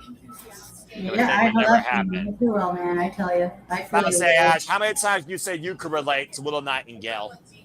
A lot more than you can think. See, and I'm gonna say right here, everything she named, over enthusiastic, quirky, chubby, every single one of those are the reasons why I love her. She is not your stereotypical wrestling woman. And I love that in this business more than anything. That's part of why I fell in love with Willow in the first place. She's currently trying to just keep her makeup in order. In this past year, The inaugural champion, yeah. Yeah, half of the first ever inaugurated women's tag team champions, alongside Harley Cameron. Get well soon. And she went on to beat Mercedes Moné for the TBS Championship at the start of the year. And then she got hurt.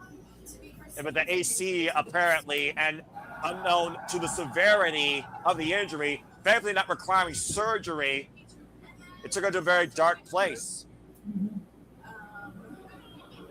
But who put her out of that? Shout out to moms. Shout out to moms. God bless Where would we be mothers. without them? The most powerful influence in this world. Give it up for Jill. Let's hear it for Jill.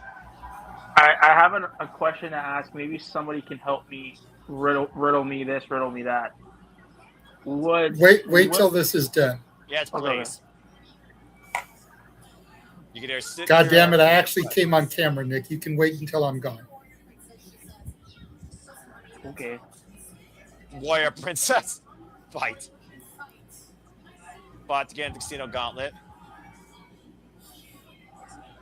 And fought a dangerous, toxic champion, Thekla. So you can win that goblet right there!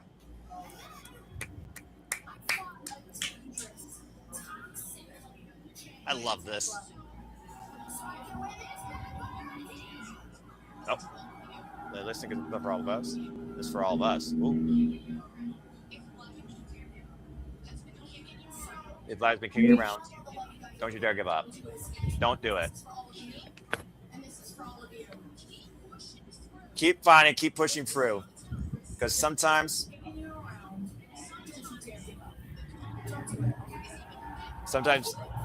the comeback is even better than the dream. Someone put that on a shirt. Preach. AEW should put that on a shirt. That should be on a freaking quote on everyone's freaking motivation board. Duh. Oh. Well, from one success story to another one that might be in the making, let's not forget the other half to this championship match. Mercedes Moné with that contract in hand and the Owen Hart Foundation tournament belts. It was at Wembley Stadium. Ash JJ. That's his voice being known. It will be Mercedes Moné Willow Nightingale for the third time ever in AEW. And Mercedes Moné goes all in for the second year in a row. The stage that was her undoing might very well be her crowning at what arguably might be her most dangerous, formidable, familiar opponent. As Moné seizes the mic. So this would be their third match in AEW, but their fourth match overall, yeah? That is correct. Oh, the history. And Willow is 2-1. That is correct, JJ. Man, Detroit is booing the CEO out of the building. As well they should. Well, I mean, it is Willow Nightingale's moment. And I don't think Detroit cares much for big business people not named Henry Ford. Shout out to that All Elite VIP fan. Didn't come out and ruin your celebrate. Damn, the booze! Whoa! Sign the damn contract for All In. All right, just straight up business. Can't say I don't blame her. Make it official. Will Nightingale laying the contract portfolio across Monet's chest and signing on the dotted line. Whoa! Oh boy. All right, let's keep it professional here. Let's keep it professional. And, well, it is official. It is now signed. Oh boy. And Renee, you might want to try and be in the middle of these two. As Renee calls it official. Oh boy.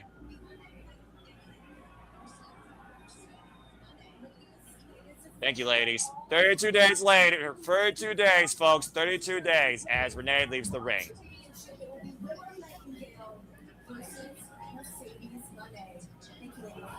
But for 5 minutes, to give you all your attention, right? Well, Nightingale right now talking today.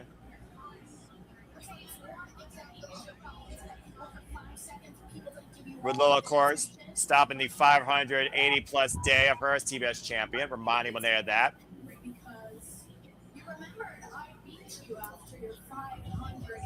I figured that. I have the one championship that you just can't get. Oh! Some fighting words. That's the facts! She had her chance twice last year. You know what I hate most about you, Willow? Uh-oh. What's that? It's not just your stupid smile. But the fact that all these people love and adore you. Because we do, damn it. It's the fact that everyone sees your name written all over my story. When I got her micro stopped, all these people celebrated you. Oh, damn. When I put my way back and I chose AEW, I had to go through you. That's true.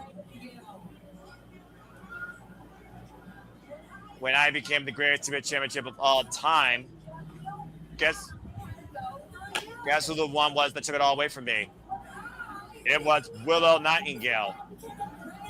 Again, how synonymous is that name in Mercedes Monet's career? She's getting shut the fuck up chance now. And not surprised. And now you are holding the one thing I never held, the AEW Women's World title. Do you know what that makes me feel? How does it make you feel? Well, apparently Detroit doesn't care.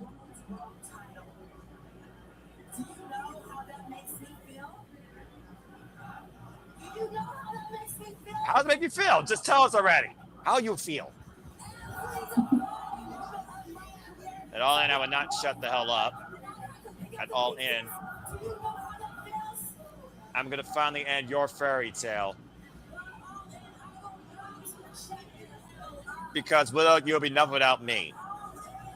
And the only reason people care about you is because you stood across the ring from Mercedes Monet. Let's see. Well, Nightingale, Statlander, no. Athena, Persephone, Camille, Megan Thane. I cared about Willow Nightingale before Mercedes Monet even came into the fucking company.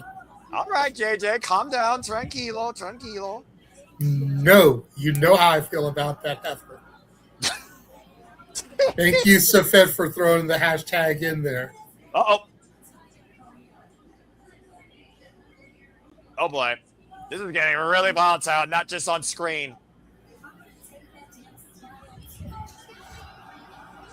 She's going to take this smile. And you're back on. Wait a minute, guys! Divine Dominion! And right now, Will Nightingale might be outnumbered. We've seen this unique trilogy of power form recently. And right now, Will Nightingale, chop block by Monet. This is not going to end well. Something told me this was going to happen tonight. And right now, hoisted up in a divine intervention. I think the CEO has invested in the AEW Women's World Tag Team Champions, and this very well might be a dark opening. Oh, here's the buds. All of that, thoughts. The Birds was looking to brawl tonight in Detroit. The Brawler Birds, Jamie Cannon, and Alex Winter, who are also undefeated here in the AEW Women's Tag Division. Things are reaching a boiling point right now. among 6 of the most elite women here in this company. Sarah Monet was looking to make a cheap shot at the expense. Will Nightingale was looking for a cheap way in, as again, her history has been written at the expense of Little Nightingale in defeat or victory. Monet will stop at nothing to finally cement her legacy 32 days from now, but it looks like the Brawling Birds are ready to fight alongside her. Smile or punch to your night's delight.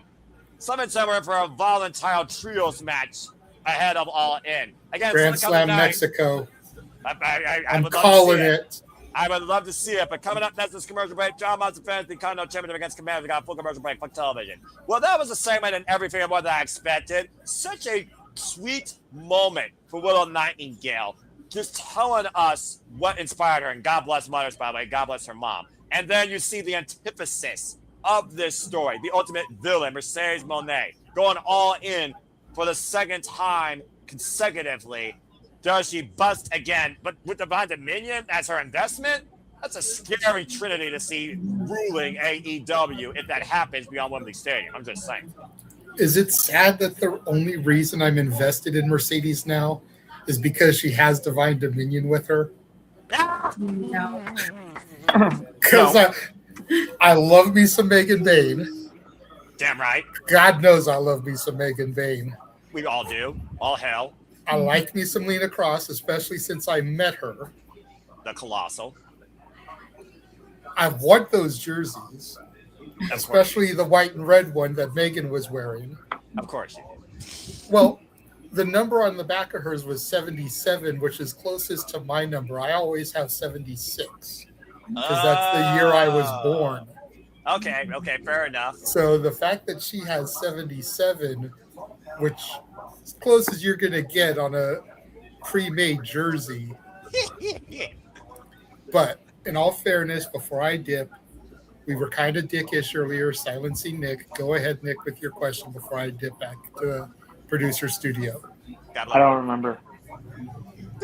Okay, well, that being said, Nick will once again reprocess his brain, and we will see what he has to say come later. It will be another what if at half RPM, but we still appreciate him. We also appreciate you, JJ, as we appreciate all of you. As I remind you here, thank you for tuning in to Simple Level Studios. Please like, subscribe, comment, tell a friend. Follow us at SR Studios 24 to be up with the conversation and everything else that we have in store. And, of course, stay tuned for further watch-alongs, interviews, shenanigans, and stay tuned this weekend when we cover SummerSlam, both Saturday and Sunday, and host a weekend closing shenanigans regarding this weekend's festivities. Stay tuned also for City of Ding, and I have officially decided it will be now, I think Friday. I haven't really made it fully yet, but I'm still thinking right now Friday after SmackDown. But stay tuned, folks, either tomorrow or Friday night for City of Ding SummerSlam. And again, stay tuned for continued coverage of the TNA Knockouts Television Championship Tournament. That will also be part of our watch-along schedule tomorrow night here at the Super Reliable Studios. Well, that being said, Ash, can you figure out more heat that Detroit had recently than that segment? And Karma might literally be a bitch, but that is not a bitch. That is one of the most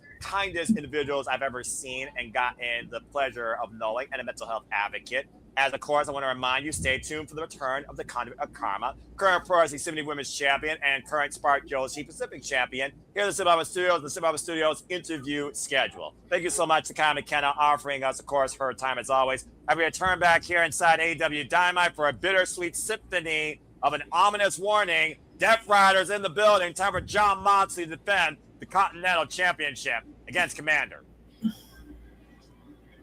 And based on what we've seen earlier, I can only imagine the mood that John Moxley is in, and that does not spell anything good for his opponents. Just saying. And what Ospreay did really struck a nerve. What Ospreay did really struck a nerve. I'm gonna stream with my friends right now. Oh, okay. I just have hello to that sweet lady.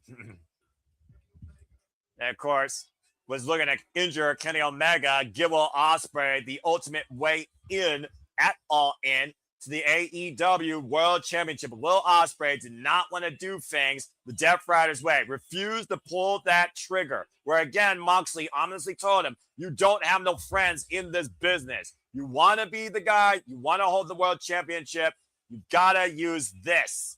And apparently Ospreay has not used it yet. John Moxley, though, has been using that this entire run as the Continental Champion. For those that don't know, he has now been the Continental Champion since last year, December, where he beat Kazuchika Okada to win the Continental Classic. And of course, in Continental Championship matches, all parties are banned from ringside or they are fired, and the matches have a 20-minute time limit. Successful defenses against Kyle O'Reilly, Konosuke Takeshita, Eliminators Outlast against Josh Alexander, Shelton Benjamin, El Clone, and Mark Davis, just to name a few. And of course, his most recent successful defense was against the most wanted, Bandito. Jon Moxley has truly shown what can come forward out of here his own way in AEW. And of course, thank you again to that capacity crowd in Detroit coming out here to the rafters. And we'll see, of course, what Jon Moxley's road to All In might involve. There might be further things to come, of course, tomorrow night on Collision. We've also seen this unique alliance with the Death Riders and the Dogs as of late against the AEW Tag Team Champions and the Bang Bang Gang. Switchblade Jay White, by the way, folks, is still one of very few men that Jon Moxley has yet to beat in singles action. You don't always have to agree with Jon Moxley, but you gotta respect him.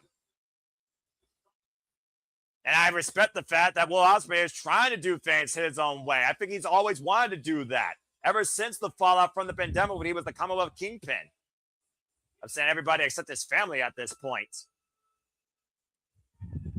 And Commander, of course, was also involved in that crazy ladder match at Redemption. We, of course, also saw Commander recently involved at Beantown Beatdown last week on Ring of Honor. The great match, of course, against jaw-dropping athleticism there against Alan Angels, and was able to get the win with, of course, the tightrope walk moonsault. And, of course, as we saw this past Sunday at Redemption, how close Commander was to seizing that contract and the risk that he took in trying to literally neutralize his competition. Commander's one of those when he throws cards to the win, he truly throws himself to the win. There you see the AEW Continental Championship being hoisted up by senior official Paul Turner. The bell rings. We are officially underway for this 20-minute contest. As I said, it goes to the time limit. Then, of course, Jon Moxley has tested himself in a follow-up match against two other men that have to get to the time limit, Ash, under no time limits. How many defenses has Moxley have on this title this year alone? Oh, good Lord. It's got to be close to probably 7 at this point with Eliminators, probably double digits. Continental tie-up here. I'll give you that stat here in a moment right now. And another thing about Jon Moxley, the fact that he literally, this title has made him so multifaceted to discipline and test himself in so many styles. Jon Moxley has been the Continental Champion now for 215 days as far as official defenses. This will actually mark his 7th official defense. Eliminator and defenses combined, he is up right now to 13. So it's like almost, it's like he almost has like a title defense like once or twice a month. Pretty much at this point.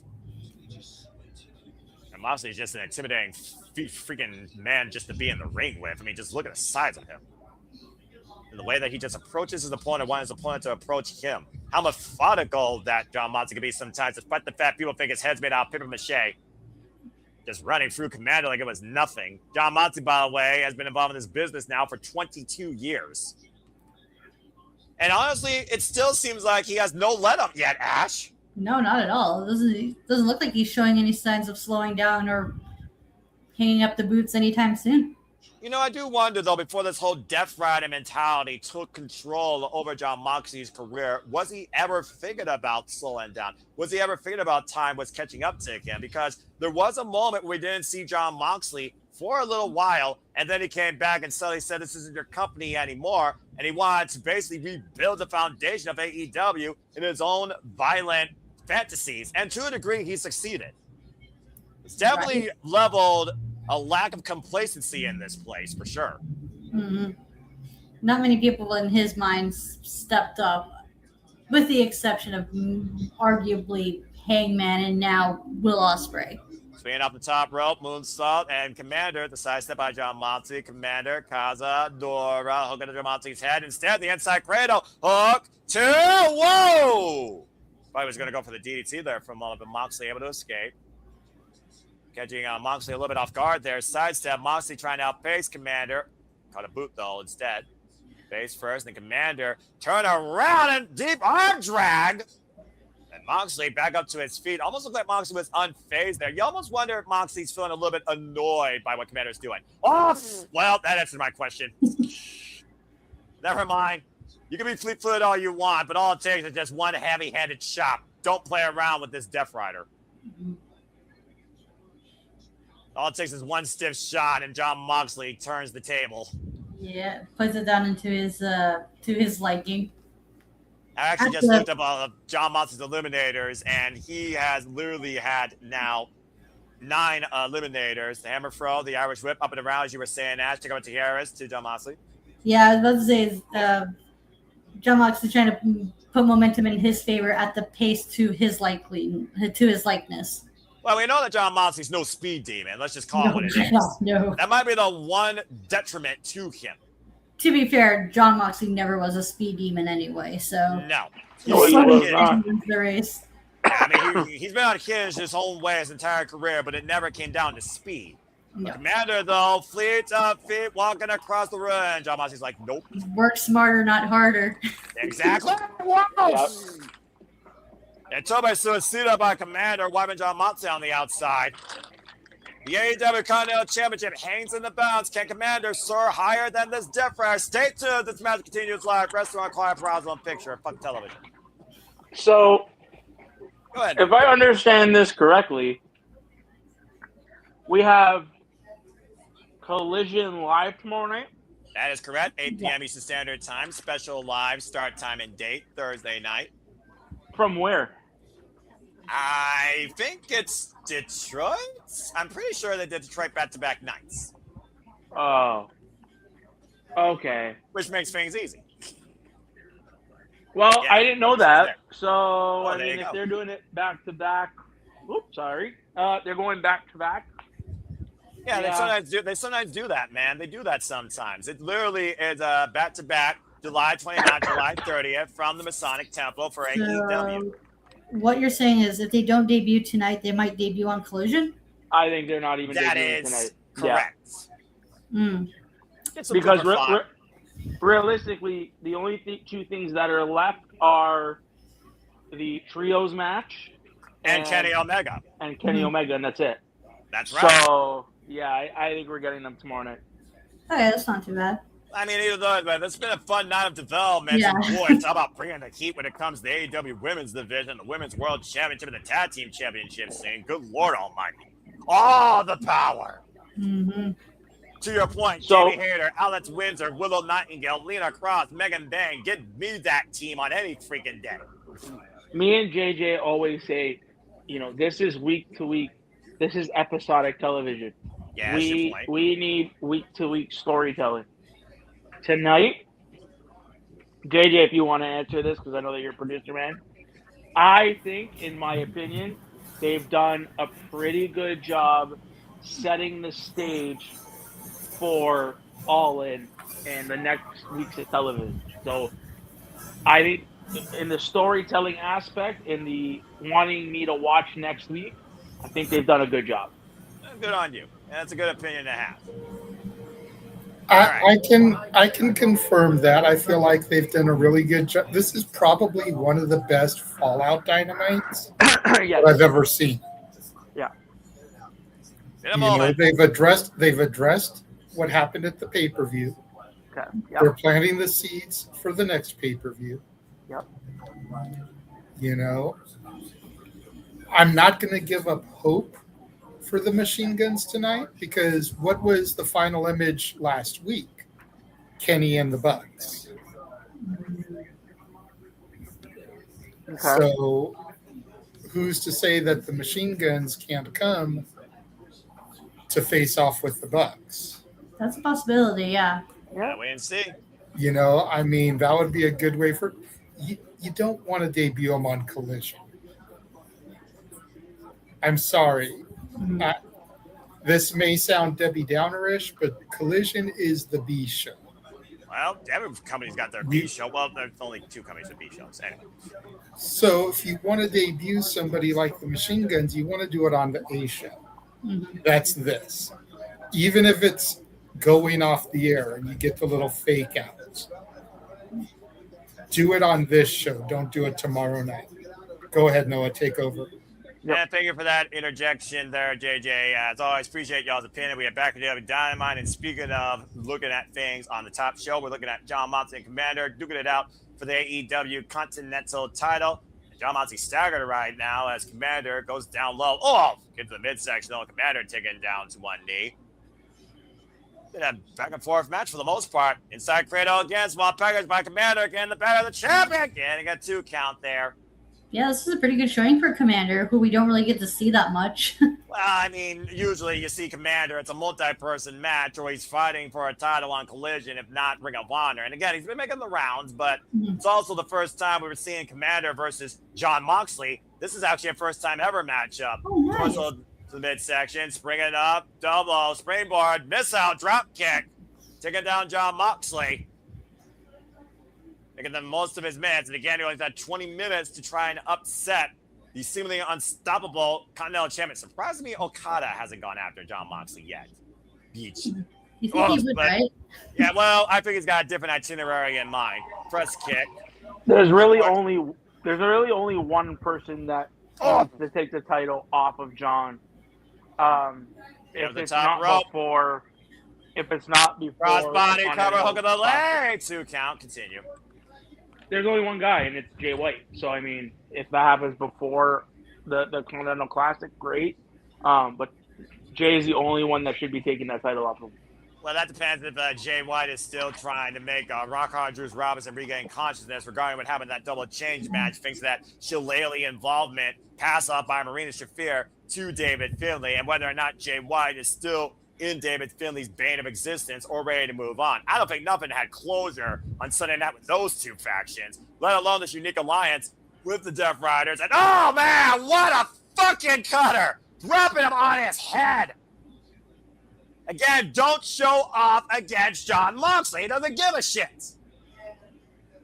You give him a moment and he just drops you. The president of athleticism and then got freaking spiked into the mat. But yeah, that's what I was saying. Something tells me John Moxley and Jay White has to come ahead again, especially after what transpired on Sunday night. Do you think that might... No, it's too early for the All-In. That's too early for All-In. Do you think maybe Full Gear? I'm about to say, I mean, that was really the undoing of course, the Jay White and John Moxley of volatile nature, as John Moxley seized control of AEW, holding on the AEW World title.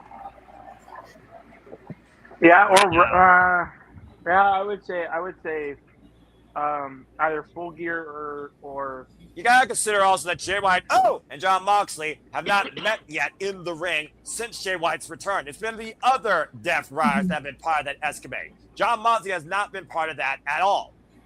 The Commander right now driven John Moxley across the top rope, and what the hell? Oh! Guillotine, a leg drop on a draping John Moxley across the top rope. Spill into the floor. I figured he hit his head on the apron on the way down, so it might have been a possible double collision. Side stab it on his chin. This is awesome. John Moxley into the barricade, and Commander right now trying to turn the match in his favor here. I'm not sure what Commander's thinking here. Probably nothing wise. Springing up and around again. 450 splash! Stance in the counter two. No! Somehow John Moxley able to kick out there with all of Commander's weight on his chest. Impressive stuff, though, by the challenger here. And John Moxley right now trying to gather his bearings in the corner. And think about, of course, Commander having his big breakthrough moment over 1 year ago. Of course, seizing the Ring of Honor World Championship. Whoop! Swinging and miss. Caught with a fresh kick. Commander didn't miss that time, though, as John Moxley was looking to run in, probably with that King Kong Bundy lariat. And I don't know if this is why, as the Commander tried this before, walking all the way from the west to the east, master of the ropes. And, of course, I want to get your phones out here to witness this as he makes his way with a salute. Going for broke and hitting the mark. I don't know how Commander does that. It's almost like as he walks the ropes, he starts running it. And is that just a sense of his own momentum increasing, or the fear that he may misstep? Yeah, I was about to say, that's his own unique way of creating momentum for him. I'm about to say, from the most dangerous of heights and feats. And once again, walking the ropes. Oh, went for that running moonsault and missed. And Moxley stopped in the canvas. Goes Commander face first, double underhook. Death Rider! Double underhook DDT. Rear-naked Bulldog choke applied afterwards. No choice but to tap out. Go to sleep. Jon Moxley retains just like that. Again, when it comes to Jon Moxley, dude doesn't play around. Damn.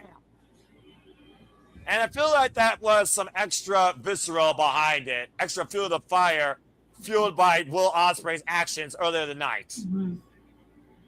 Still AEW Continental Champion. As we go backstage, of course, right now.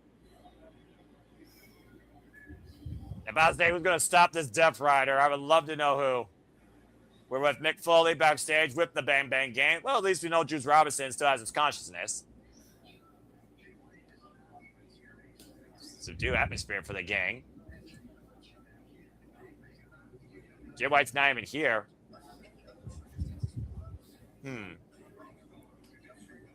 It's not talking about they got big problems. Screwed by the dogs? Screwed by the Death Riders? Jay White isn't even here.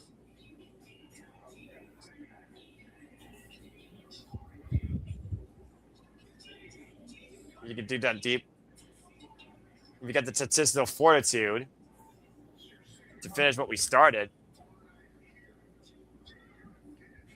Tomorrow night collision, you know where to find us. Juice Robinson with a call out in Detroit, Michigan. Cheap pop, Foley.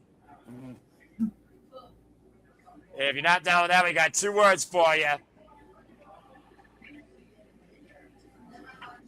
Go through this.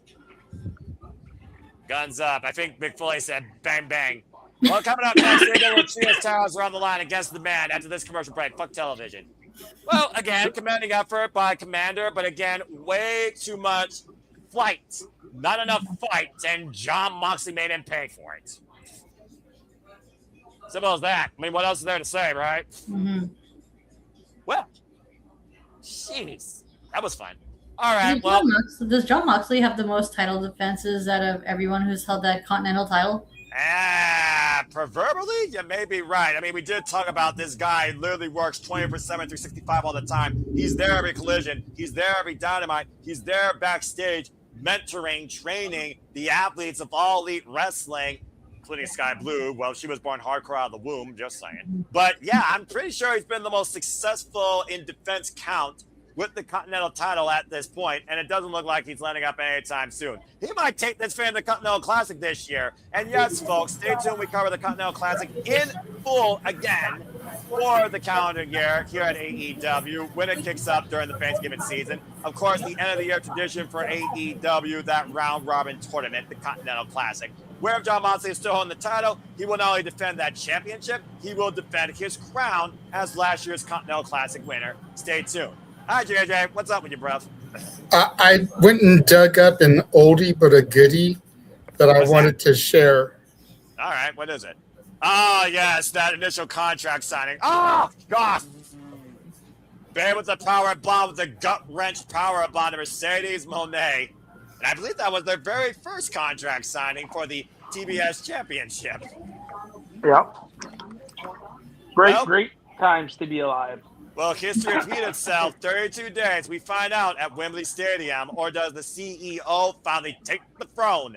Stay tuned and so much more at AEW's biggest show of the year in Wembley Stadium. I cannot wait. That's going to be very hard to call because when you think if AEW goes like the most likely predictable route, they surprise us. Well, we've also seen AEW already surprise us, considering what happened Sunday, now with the likes of the TBS title. If AEW has shown us anything, not only is predictability not a bad thing, but there's also unpredictability that also isn't a bad thing. That could happen at any time. Mm-hmm. And that's more predominant with this company than any other company right now, which is crazy. And again, already we got so many developments tonight. Tension regarding the World Championship. Freaking shots fired verbally and physically across the AEW Women's Division for both the tag and the World Championship. We got Chris Statlander in the mix right now, looking for revenge not only against Sheeta, but against Persephone. And we also, of course, right now have this subtle tension of respect, but obviously legacy cementation with the Young Bucks and Christian Cage and Adam Cole. And now we look forward to Kenny Omega. But before we get there, it is time to once again see the Trios Championship defended as the conglomeration, who's been champion since Dynasty, look to show the demand. They're not in demand and will not become the new AEW Trios Champions. It's time for our main event match tonight on AEW Dynamite. And I gotta give the conglomeration credit. Conglomeration have been fighting AEW World Trios Champions ever since beating the Dogs, taking on all comers, whether or not it was the Outrunners and your favorite boy, Dalton Castle, the Ops, and most recently, the Lethal Twist. Now they find themselves taking on Ricochet and the Gates of Agony, Bishop Khan, and of course, Toro Leona. And as I was talking about this past Sunday at Redemption, it was during, of course, the buy-in with a high-low by the former Ring of Honor and NXT Tag Team Champions. And, of course, Roderick Strong's End of Heartache, Kyle Riley's ankle lock, and just tossing Orange Cassidy into the cover as a tradition. That led to the conglomeration still holding the AEW World Trios Championships. And the man was not impressed. And of course, we're talking about the shoddy history, some would say, about the AEW World Trios titles. The conglomeration have been a stable, consistent foundation of these titles ever since Kyle Riley returned to his family and won these at Dynasty, literally in his home province. And Ricochet, of course, former AEW national champion, of course, fallout with Chris Jericho. Whoa. All right, well, Bishop Khan immediately going into the front. It looks like we're not going to exchange any sort of statistic analogy here in the early going. Orange Cassidy throwing himself into Toliona. We've already seen the Gates of Agony try to go after the IWGP Heavyweight Tag Team Champions earlier this year. Fallout with the Hurt Syndicate, fought at Stam Stampede. Ricochet, as I said, losing his national title, not even being pinned. Been a rough year for the demand, I'm just saying. I don't think the bell's even rung yet, by the way, guys, in case y'all are wondering. I don't think it has, no. Oh, this is a title match. Okay, I was about to ask, is this non-title? No, it's a title match. Leona on the move, though, and coming! Whoa!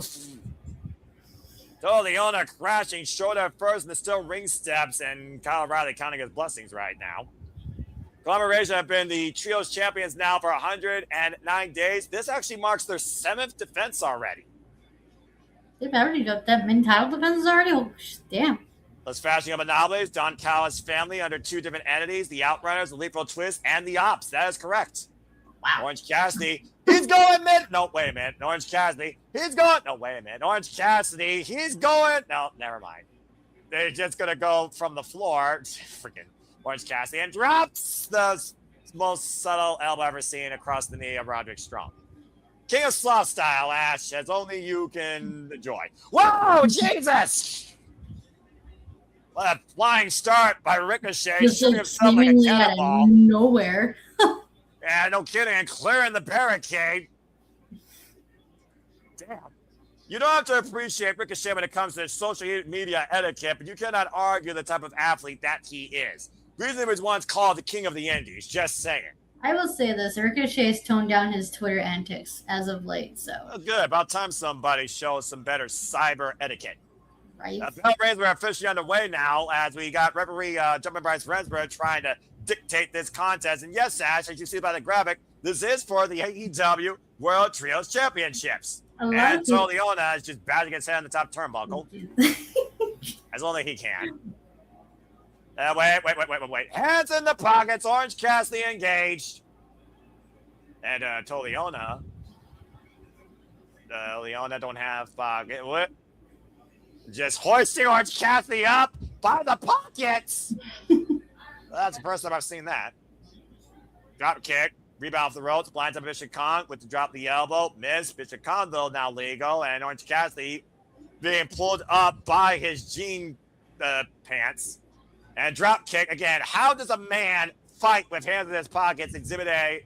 Orange Cassidy. I have no idea, but Orange finds a way to do it and do it effectively, mind you. He's one of the most effective wrestlers here. Let's forget. Freaking notorious AEW International Champion across 2 incredible runs with that title, might I add. That breaker by the Messiah Orange of the Cassidy backbreaker is over the knee. best international champion. Changed my mind. Never going to change that. Kyle Fletcher has a long resume to try and beat that.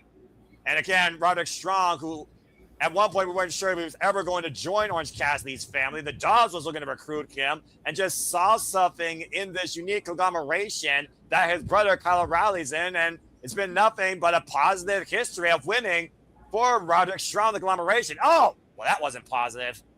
So Leona wiping out Kyle O'Reilly. And the demand right now, taking demand of this match. Now Bishop Khan hoisting a total Leona and dropping him across Roderick Strong. The man with the upper hand, will they seize the Trios Championship? Still hanging the balance tonight, AEW Dynamite, this commercial break. Fuck television. And Nick's phone blew up. It's also one of those things, though, thinking about the Trios titles. They've also been a center stage at All In Wembley Stadium. Both times they've been over there. Let's think about this, Ash. The first time they were there, the House of Black went in there as champions, and the Acclaim won them. The second time they were there, it was a London ladder match, and the wild card team won, and that was the Death Riders. Yeah. Pretty unique history for these titles in Wembley Stadium, I'm just saying. And both times there, they've changed hands. With the surprise entrance, mind you. The unexpected, call what it is. Right. Conglomeration, by the way, are the 14th Trios champions in these titles' history, following, of course, Jet Speed Mystico, freaking Death Riders, Bullet Club Gold, the Elite House of Black, and, of course, as I said earlier, the Dogs, who had them for literally a cup of coffee before losing them to the conglomeration. And Nick is back here again, so I'm about to say, he's probably like, whatever, on this match, his brain's probably still blowing up. He's probably still trying to gather his spots from earlier, if I had to guess. No, it's just I had to restart. No, you're all good, man. Well, Nick, what's been your thoughts on the conglomeration as Trios champions so far? What have you thought of their run? It's probably been the most success Roderick Strong's had here in AEW, actually.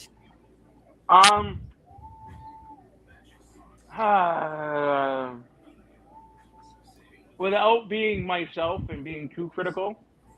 Nick, when the Super Reliable Studios were not paid by this place, be yourself. That's why people watch us. You heard that, Internet? Ever heard the word authentic? Sorry. I am more upset of how Tony has treated this division. Really? What do you mean? Yes. They're a precipice. They're always being showcased, it seems. Yeah, but I mean, I need. I wish that they built the division really around 2 to 3 real teams. Like, where are the Rascals? Like, why aren't they a predominant?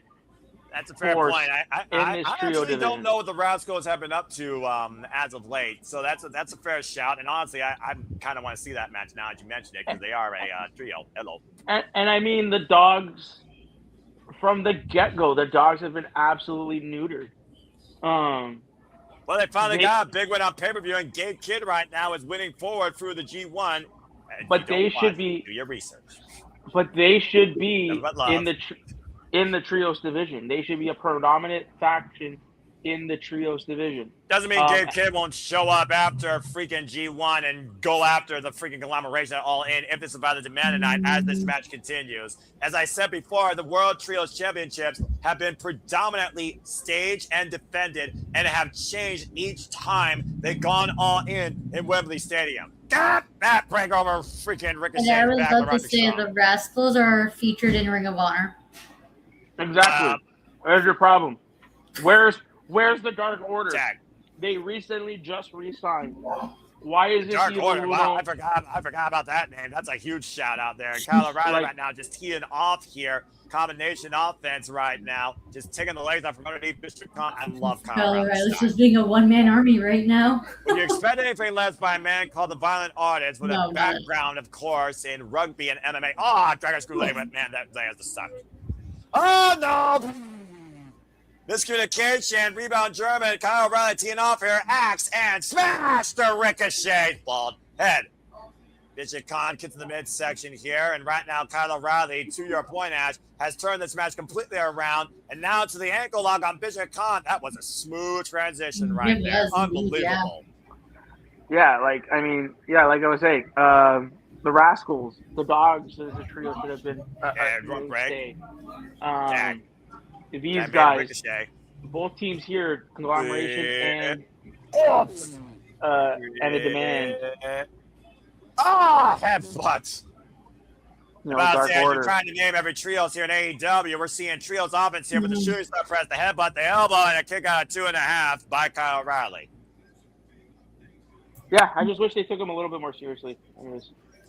I mean, again, at least it's given opportunity, and the Conglomeration have been consistently defending them. And speaking of consistency, the wrestling action will continue to be consistent in AEW. We go down to Mexico for Grand Slam. And look what got made official. Willow Nightingale and the Brawling Birds take on Mercedes and Divine Dominion in a trios match next week, Wednesday. So does no outside interference occur between Will Ospreay and Mark Davis. Mark Davis looking to take a piece out of the bruv, considering he has no gold and right now no way going all in. And, of course, we also know that Kyle Fletcher will defend the AEW International Championship against Feel My Belly. A red-hot night of action next week, Wednesday night from Mexico, as AEW brings us a Grand Slam. Muy bueno. This Grand Slam is really shaping up to be something special. Big pop-up show today by Ricochet and Orange Cassidy. No 12-man random showcase tag team matches. Just some serious matches with all-in implications. I love it.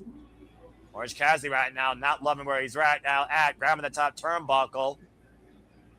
And the claw just squeezing the bald head of Ricochet and shoving him off. That's only Orange Cassidy can. Bishop Khan now going up to the second rope, hooking up Orange Cassidy, front face lock. Strong though. Oh! High kick connecting the top of Bishop Khan. I have no idea who's legal right now, by the way. Strong now. What the hell is Roderick Strong thinking here? Avalanche Tiger Driver, possibly? And Bishop Khan right now, of course, gradually out of the Ring of Honor dojo. We talked about her earlier. We're going to Strong for a superplex. Oh, went for the elbow, dropped it totally on. I got out of the way, though, to Roderick Strong. Orange Cassidy the top rope now. Look for the implant. DDT! And Ricochet flies in with the splash cover. 2, and Roderick Strong breaks it up with a flying knee drop. Damn! Woo! Action just keeps on firing on all cylinders here tonight. How fitting as we're in the Motor City. Right. I did not mean for that intentionally. And we still got Kenny Omega here tonight. And tag made of Bishop Khan and Kyle O'Reilly. This is like Ring of Honor alumni right now. Knife edge chop here. And high kick. And right now just inviting the offense in. Round kick to the chest. Knife edge chop. Roderick Strong and Kyle O'Reilly trying to double team Bishop Khan. One half of the Gates of Agony. Bishop Khan fighting off the world, as he's also sacrificed himself to Ricochet multiple times over. Now taken down to his knees, being teed up against Kyle O'Reilly. Bucks the arm, though. Pump kick. Look at this. Bishop Khan trying to take down, 2/3 of the Trios champions. And Roderick Strong on the move. High-low! Total elimination! Cover to Ricochet with the save of the last possible second. I'll say Trios Championships, though so many moving parts, it's impressive how well they've been able, to retain these titles. Mia the Mind are totally on the move, wins through the banner. Double shoulder block, wiping out Kyle O'Reilly and Roderick Strong, just breaking through both men. And Orange Cassidy caught by Tola. This time, though, the power of this freaking Samoan is crazy. Orange Cassidy, though, whoop. Oh, what the hell? Did he just orange punch the top of his head? Yes, he did. And apparently that's the hardest part of the head, I guess. Mm-hmm, especially for a Samoan. That's all the owner, though. Look for the Stunnometer! When are people going to learn? And smash and jump in knee combination. Until the owner isolated with the Trios Champions. Orange punch connects! Olympic slam by Roderick Strong. Wait a second. Lethal twist! The Blake Christian and what the hell? He just springed in and just clocked Orange Cassidy with a championship. It looks like we might have new champions. Oh, And shit. again, Ricochet's lethal spirit gun connects. Are you fucking kidding me? We got no trio champions. Hold on. What? What the hell? I know that the Lethal Twins and Ricochet have been working aligned with each other recently. There's a reason why Ricochet had the Lethal Twins go after The guns? titles first. Is this where you debut the Motor City Machine Guns? Will you quit bringing that up for right now, all right? It's not a big what if that people are thinking about, especially with this situation. The man just won the Trios Champions for the Conglomeration, thanks to Jay Lethal, Blake Christian, and Lee Johnson. Uh-oh.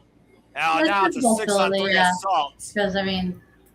I'm about to say, even if it was, they've only got 2 men right now. There's still a 3-person deficit. Right. Imagine these 6 men working together right now. Oh, okay. I think we're gonna get somebody else. I'm about to say Ricochet hoisting up the title here. About to say though, hard-fought match though for the demand to win these titles. I wish it was under a better circumstance here. And again, 3-on-6 right now.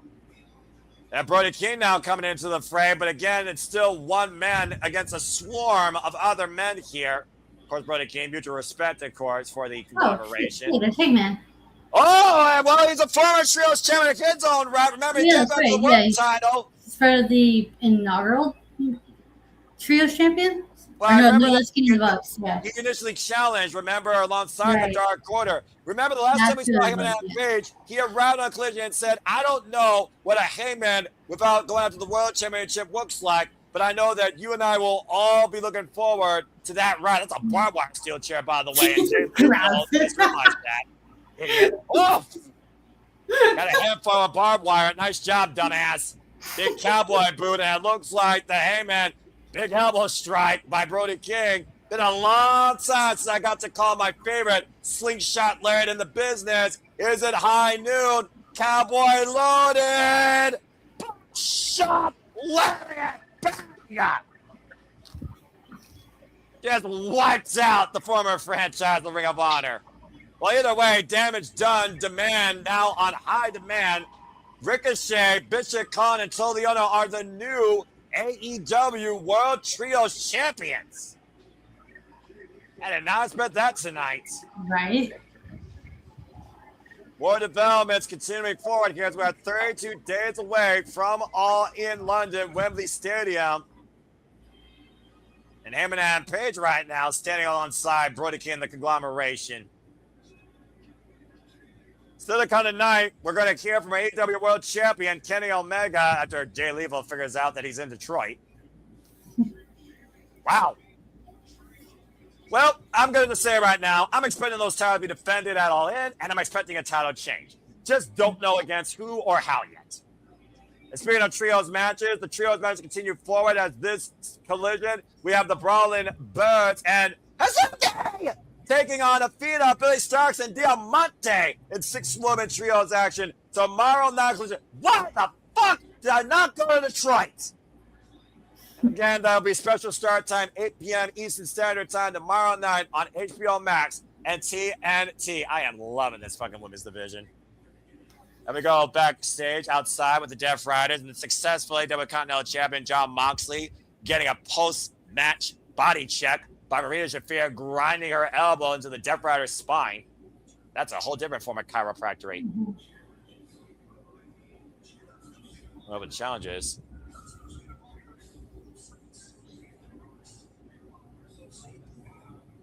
freaks.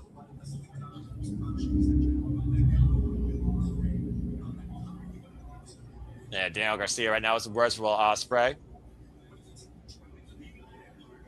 If it's big and hard, you left. I mean, he's not wrong. I mean, yeah, he's not. So far, no lies detected by Daniel Garcia. Say what you want about the Death Riders, but when they speak, they usually tell the truth. So hard way in, hard way out. Let's not forget, Daniel Garcia was the one that Will Ospreay clocked at the beginning of Dynamite. Mm-hmm. Jon Moxley now. Sick of all this telling the way we do things, the way I do things, the way we do things.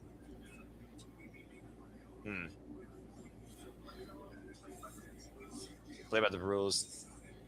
They're unnecessary. We don't give a damn what you think about us. This is what this sport is supposed to be about, the Continental Championship. I agree. It's about going in the ring, laying it all on the line. What you got in your heart, what you got in your mind.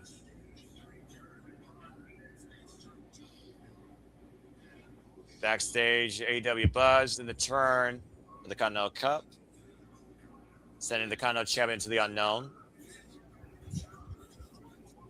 God knows how many challengers want to take whatever I have. Doesn't matter, we run into the fire. Yeah, that's more than often than right.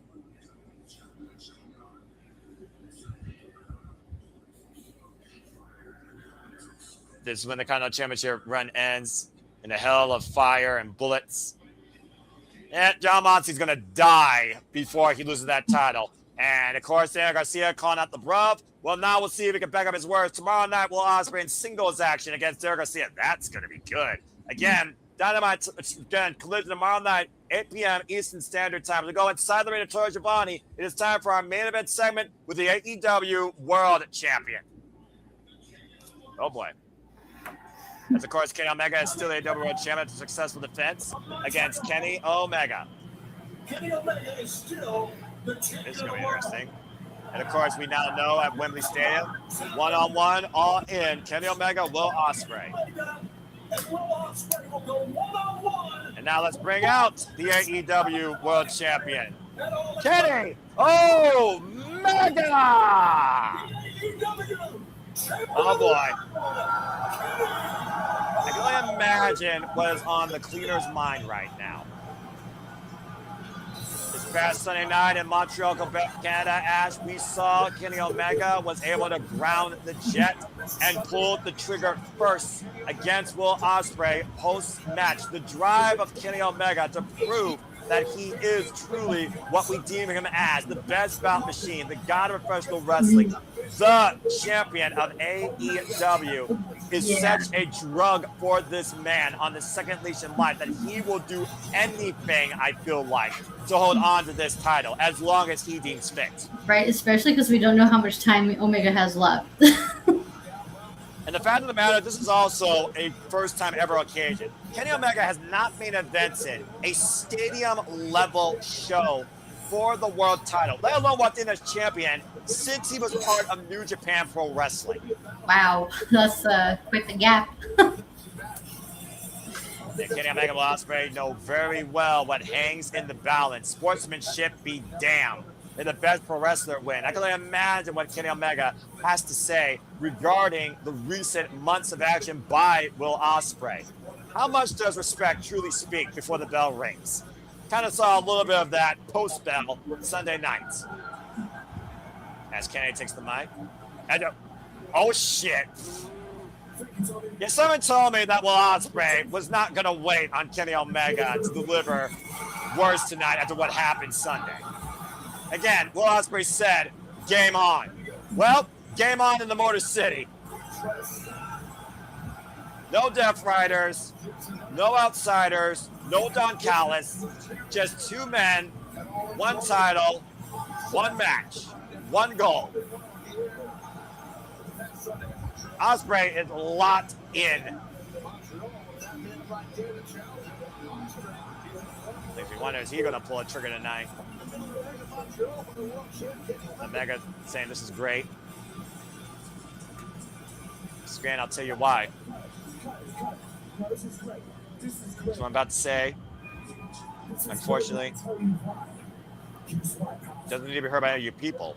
What? It's true. Something personal.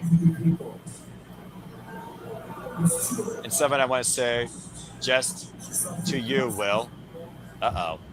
And something that I wanted to say just you might as well make it for the butt. To the fans, here called Show and Tell. We used to do this thing in kindergarten called Show and Tell. At Redemption, I showed you how I felt. You see, at Redemption, I mean, yeah. I showed you Showed you by giving a blooming angel in the middle of the ring. how I felt. I showed you by giving you a one-winged angel. If the people in the moment misunderstood that moment, it didn't matter. It didn't matter if the fans in that moment misunderstood because I thought it was good. Maybe we can move on now to the tell part. Okay, so he did show, but what will he tell? Now to the tell part. All right.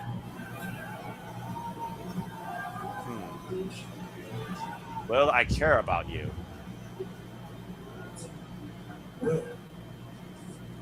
You mean the world to me, and I want the world for you. You mean the world to me, and I want the world. Remember we made that promise together? Do you remember, Will? The one becomes best, the one become champions. The one that tried our best. Well, champions. 10 out of 10. Right? I always put our friendship before the belt. Wow. 100% of the time. I always put our friendship. Yeah, that's fair. Friendship only goes so far in this business. When it comes to being the best.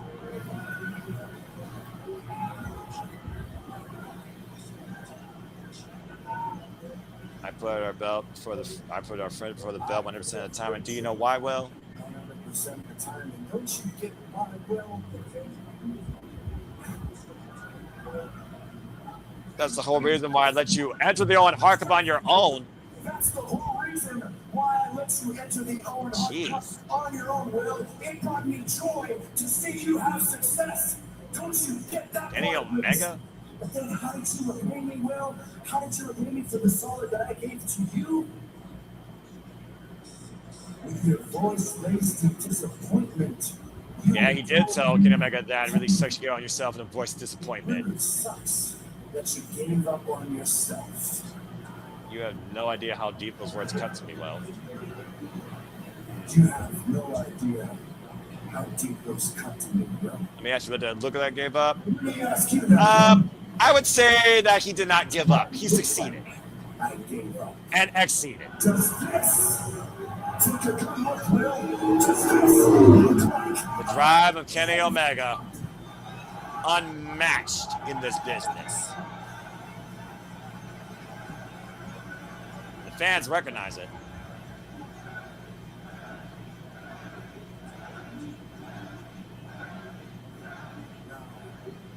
Ooh.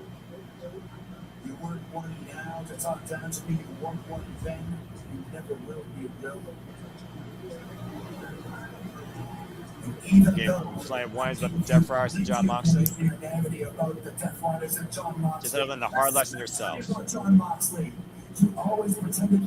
What's your excuse now, Will? Well, maybe we'll finally get Will Ospreay's work. It sounds like Kenny Omega is downing Will Ospreay for all the excuses he may have for what he's done the last few months.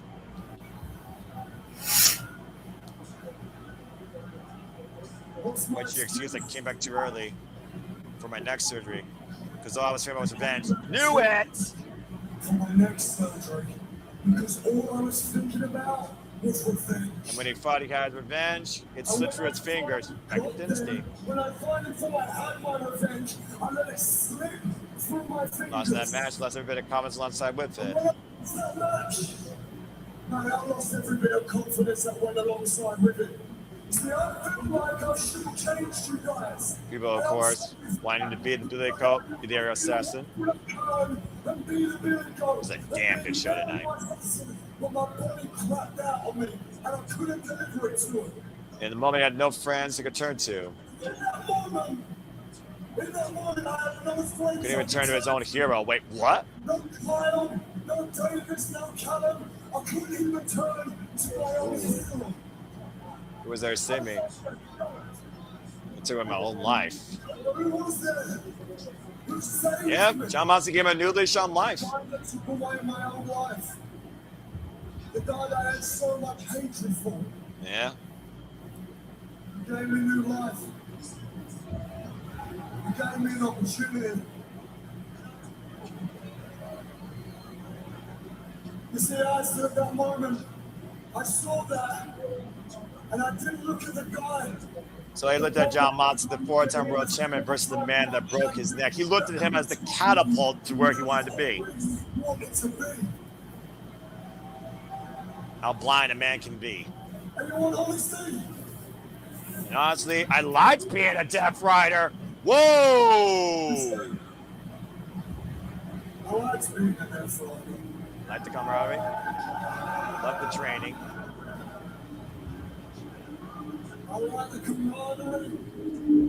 They feel like the old virgin. You mean the Carmel Kingpin? I had killers watching my back. But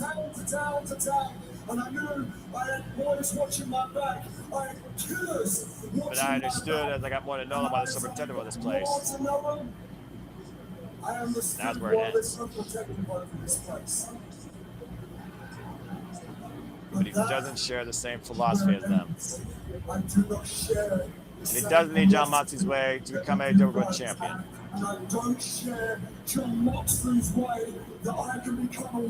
Nobody can become champion as he knows is being the best.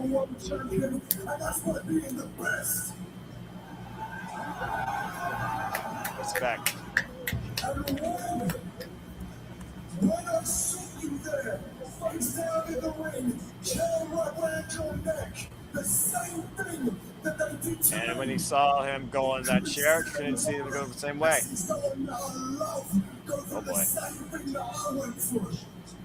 Ah, is that what it is? Well, is that what it is? Let me take you back to that night because now we're reflecting on Sunday and Kenny Omega's words. So I can make your dream come true. Oh boy. There I was getting stumped on for minutes, and the minutes felt like hours. And he felt that chair.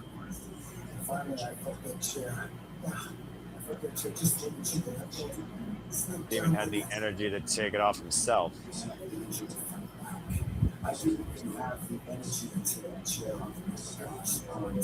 All Kenny could do was close eyes and accept his fate.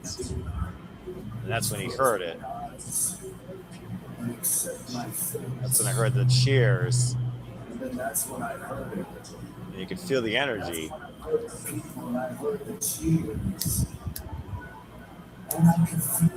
Somehow, Kenny Omega knew that Will was there to save him. Somehow I knew that you would come to save me. And then when the minutes passed by and I felt like an eternity, I took the chair off myself. When Kenny turned around,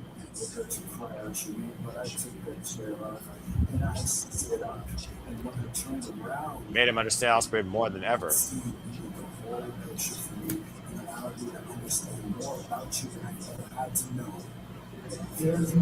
Oh boy.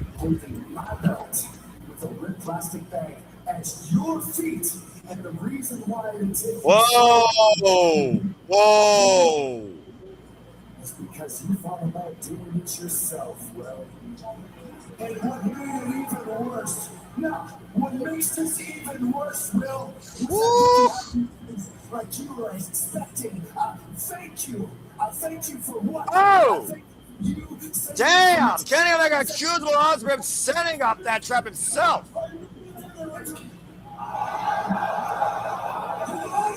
Screaming, I thought you were my friend.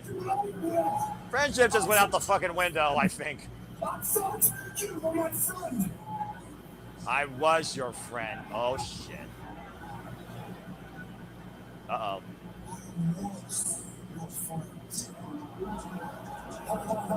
What is Kenny Omega Will Ospreay now? Is this all equated to a challenger for the title? The man that gives you your own belt? Oh boy. Oh boy. Oh boy.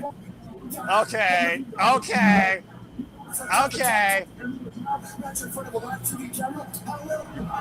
Crumble in the biggest one. That's why you're not holding it. Jesus. Let's be real. There's a reason why New Japan never gave him the IWGP Heavyweight Championship after that 1 week he lost. Oh, that jaw jagger was 100% rapid. Will Ospreay about to take the shot. Whoa! got down at him. No matter how much I love and respect you, put your hands around, kick the shit out of you, bruv. Whoa. Warning shots fired.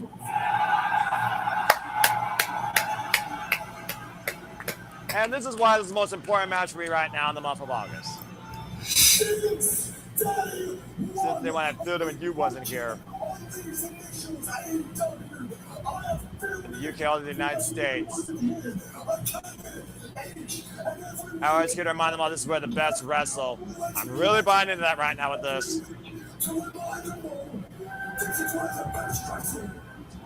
I've earned my spot to challenge for that championship. I have given my neck to challenge for that championship. Yes, you have.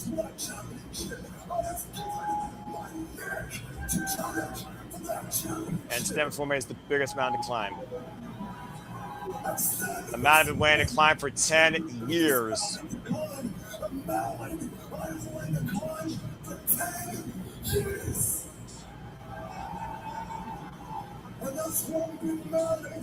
The ace wants the bull. I want the bull. Okay. A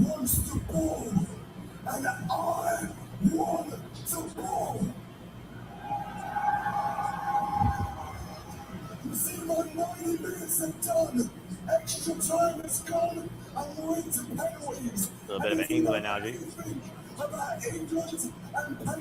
It's my turn to kick the ball. A little football reference for y'all.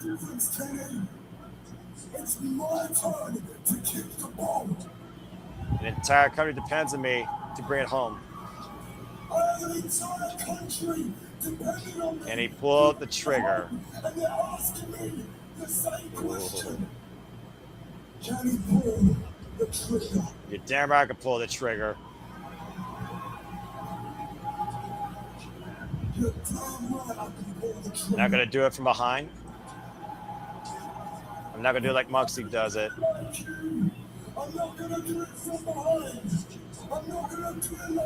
The best versus the best, no excuses. Yes.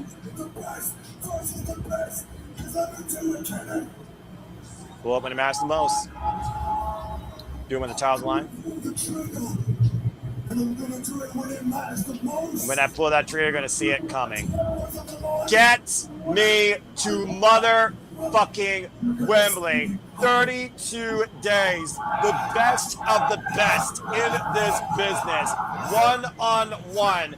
Friendship be damn. Idol, love, mutual respect goes out the fucking window when the bell rings. AEW World Championship.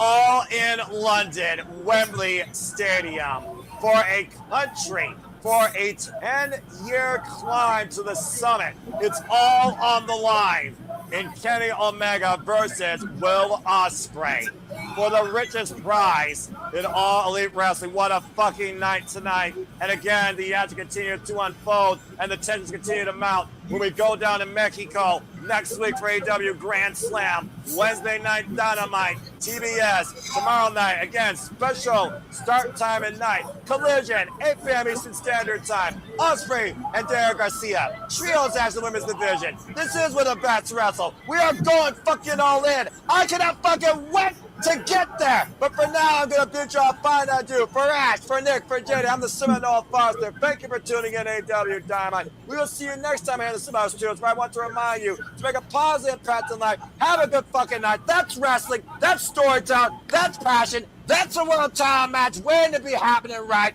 And I cannot fucking wait for it. And I cannot wait for the next time I see you here on screen to cover another edition of AEW Dynamite. Cut the fucking feed.